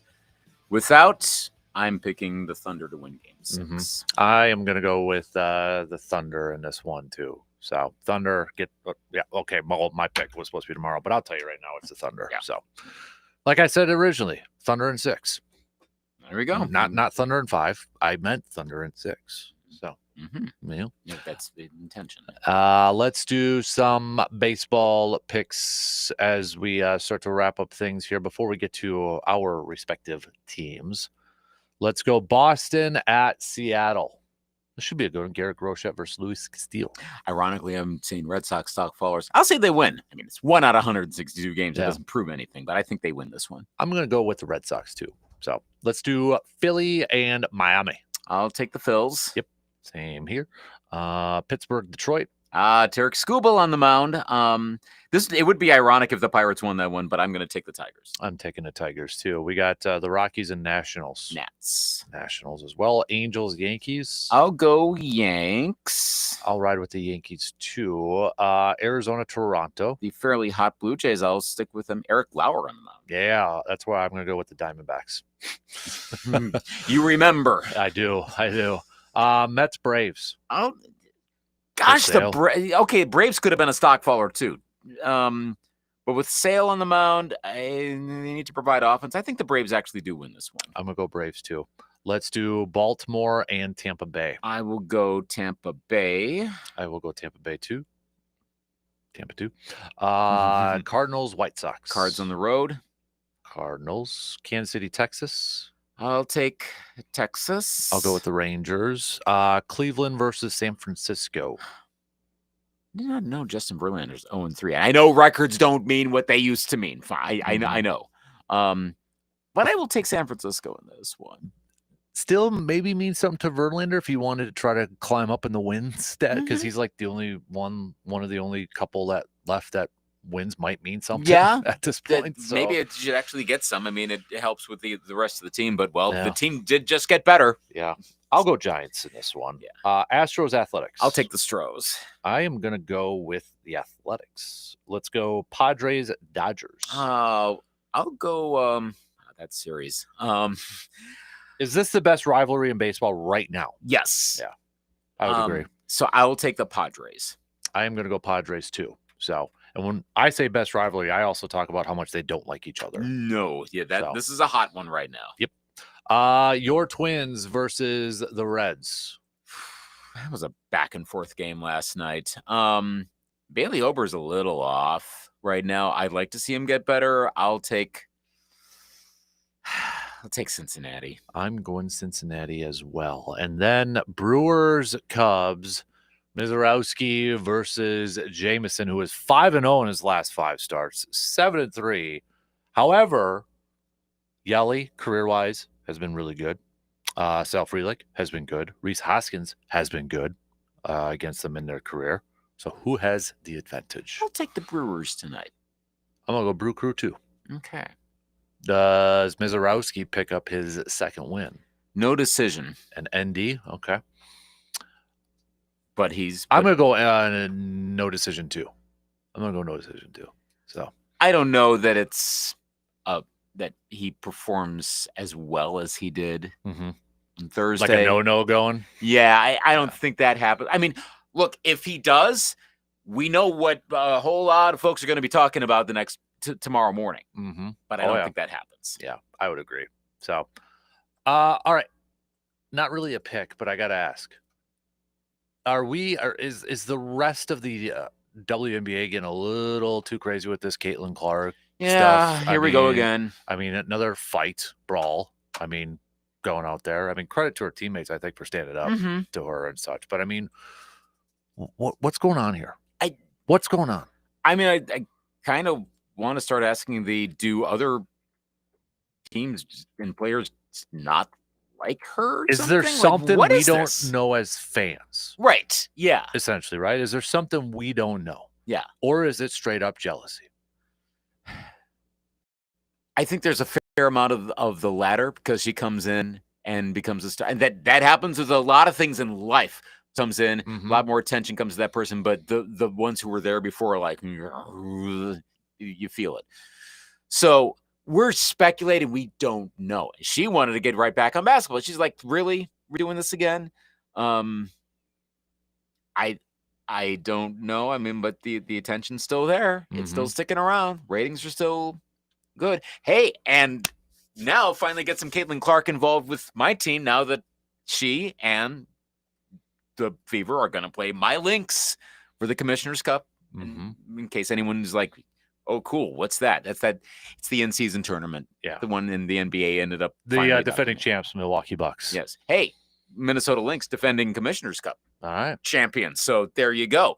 But I mean, they make a deal out of that, and okay. And the game's going to be in Minnesota because they got the much better record. I honestly, my concern right now is more that Nafisa Collier didn't have a bad back injury last night, because if that is a long-term thing, we got a problem. More for the sake of winning the WNBA finals. That's the one that really counts. But hey, there'll be plenty of attention to that game. You better believe the WNBA and all the media partners will milk the living daylights out of that. Caitlin Clark in a quote-unquote championship game? Oh, yeah. Of course that'll be a big deal. Yeah. And good. Like, I'll take that. I'll take the eyeballs. I'll take more people. If Collier's back by then, and I hope she is, more people to see her because she's a really good player as well. Is Caitlin Clark right now the most famous basketball player in the world? Ooh, didn't I see something about, like, is she the best known? Was there something like the last 24 hours? Could be. Yeah. Somewhere, I think, was a question akin to that. In the world? No, it's still, I'm guessing it's still LeBron or Steph. They've had so much time to do it. Is she top five? I think you could make a case for it right now. Because who after those two? Luka Doncic probably is Giannis. I mean, worldwide, is it Giannis because he's international, but he's also not an attention grabber. I don't know how much women's basketball translates around the world. How about a country then? In the United States right now? Yeah, I think it's a safer thing to say. Who is she? Like, we compare everything. So, like, in an NBA essence, with the amount of animosity, if that's what we want to call it, towards her and such, who does she compare to? Like, who was an NBA player that was maybe kind of the same, where players just like, it seems like a lot of them don't like her, but she's incredibly talented. I feel like this is something you see in a different sport. Why do I feel like there's a baseball player that has had that effect? And I can't think of this. Okay, this is not a good comparison because there's by most accounts, we understand, a big character difference. It's kind of like A-Rod. Okay. Kind of. It's not the best one I can think of. But a really talented person comes in, but a whole lot of others don't like him for whatever reason. Now, A-Rod didn't make the sport suddenly way more popular at any given moment. He was just the next up. I really know that there's been one that got a lot of derision. Maybe LeBron at one point, but it doesn't feel as acute. Right. The only person I could, and I feel like there was kind of a big change. Maybe it was just me personally, but I did a 180 on Kobe. Like, Kobe's first half, and I don't know if it's just because it was Shaq and I was a Shaq guy, and Shaq was more the big, lovable guy, but there was drama between those two, and I felt like there was. I didn't like Kobe. Yeah. Later Kobe, loved later Kobe. Like, I don't know if that was a change on his side, a PR sort of thing or what, or just, maybe it was, we got to see a different side after Shaq. Allen Iverson. I was wondering about him, but that seems more of a media thing. They didn't like, let's be real, what he represented. Okay. I don't know that really ever happened with the players, though. Right. And I don't know that they really cared one way or the other. I mean, as a youngster, I was not an AI fan because it's like what a lot of young fans will say a lot for, especially basketball player. Here's a pass ball, shoots too much. Yep. That's There's also that too. Yeah. That's our go-to as younger fans. Oh, he doesn't pass the ball. He shoots too much. Yeah. And he did. He shot a lot. That's been evergreen for basketball for decades. Right. Kobe was the same way. Yeah. Right. So. I mean, the complaints about Allen Iverson and Kobe are actually kind of similar. But amongst other players, no. I'm trying to think who's in any sport a really good comparison to Caitlin Clark, where it comes in with all his fanfare, like fans just flock, really talented player. But there's just this like Tim Tebow. Without the talent. Yeah, but with all the hype. Yeah. Johnny Football. The problem is going with yeah. guys that had lots of hype, they had potential, and it didn't work out. Because Caitlin Clark is kind of proving it it took a bit for her to get there, and she's doing well. Because for Caitlin Clark, though, too, I mean, she does jaw back. Yeah. She's not like this very quiet, like a Tim Duncan-esque or Scotty Scheffler-esque a little bit. You think Johnny Manziel could have been that if he had performed to his evident talent? The NFL didn't need him. There wasn't that's the thing. I'm trying to think of big jumps. So like I'd go to like Bird and Magic. That wasn't the case with those two. If everybody was like the Pistons during Jordan's first time, then yeah, it would be kind of like a Jordan. But it was just the Pistons were that physical, and they were the bad boys. That was exactly that was their thing. Right. I think maybe individually Manziel could have been that one if he had backed it up with much better play, because he would jaw back very openly. More so than I think I can recall of anyone else. Maybe I'm just thinking of the money thing. Yeah. But he was open about that. It's not too many others you can think of. Dion? But how many were anti-Dion? That's the thing. No, like you don't really see too much of that. And it's going to be more open on for basketball because that's the nature of the sport. Okay. I'll throw one. We only got like 10 seconds later, but if he might have been a first round pick, Shedeur. Well, I guess we're going to find out. We're going to find out, right? Pretty soon. I mean, I don't know. So, all right, DP, Dan, are up next. Have yourself a fantastic rest of your Wednesday. Same place, same time tomorrow. Don't forget Brewers Cubs 7:05. First pitch coverage will begin about 35 minutes prior. We'll talk to you tomorrow. You're listening to the Dan Patrick Show on WAYY Eau Claire.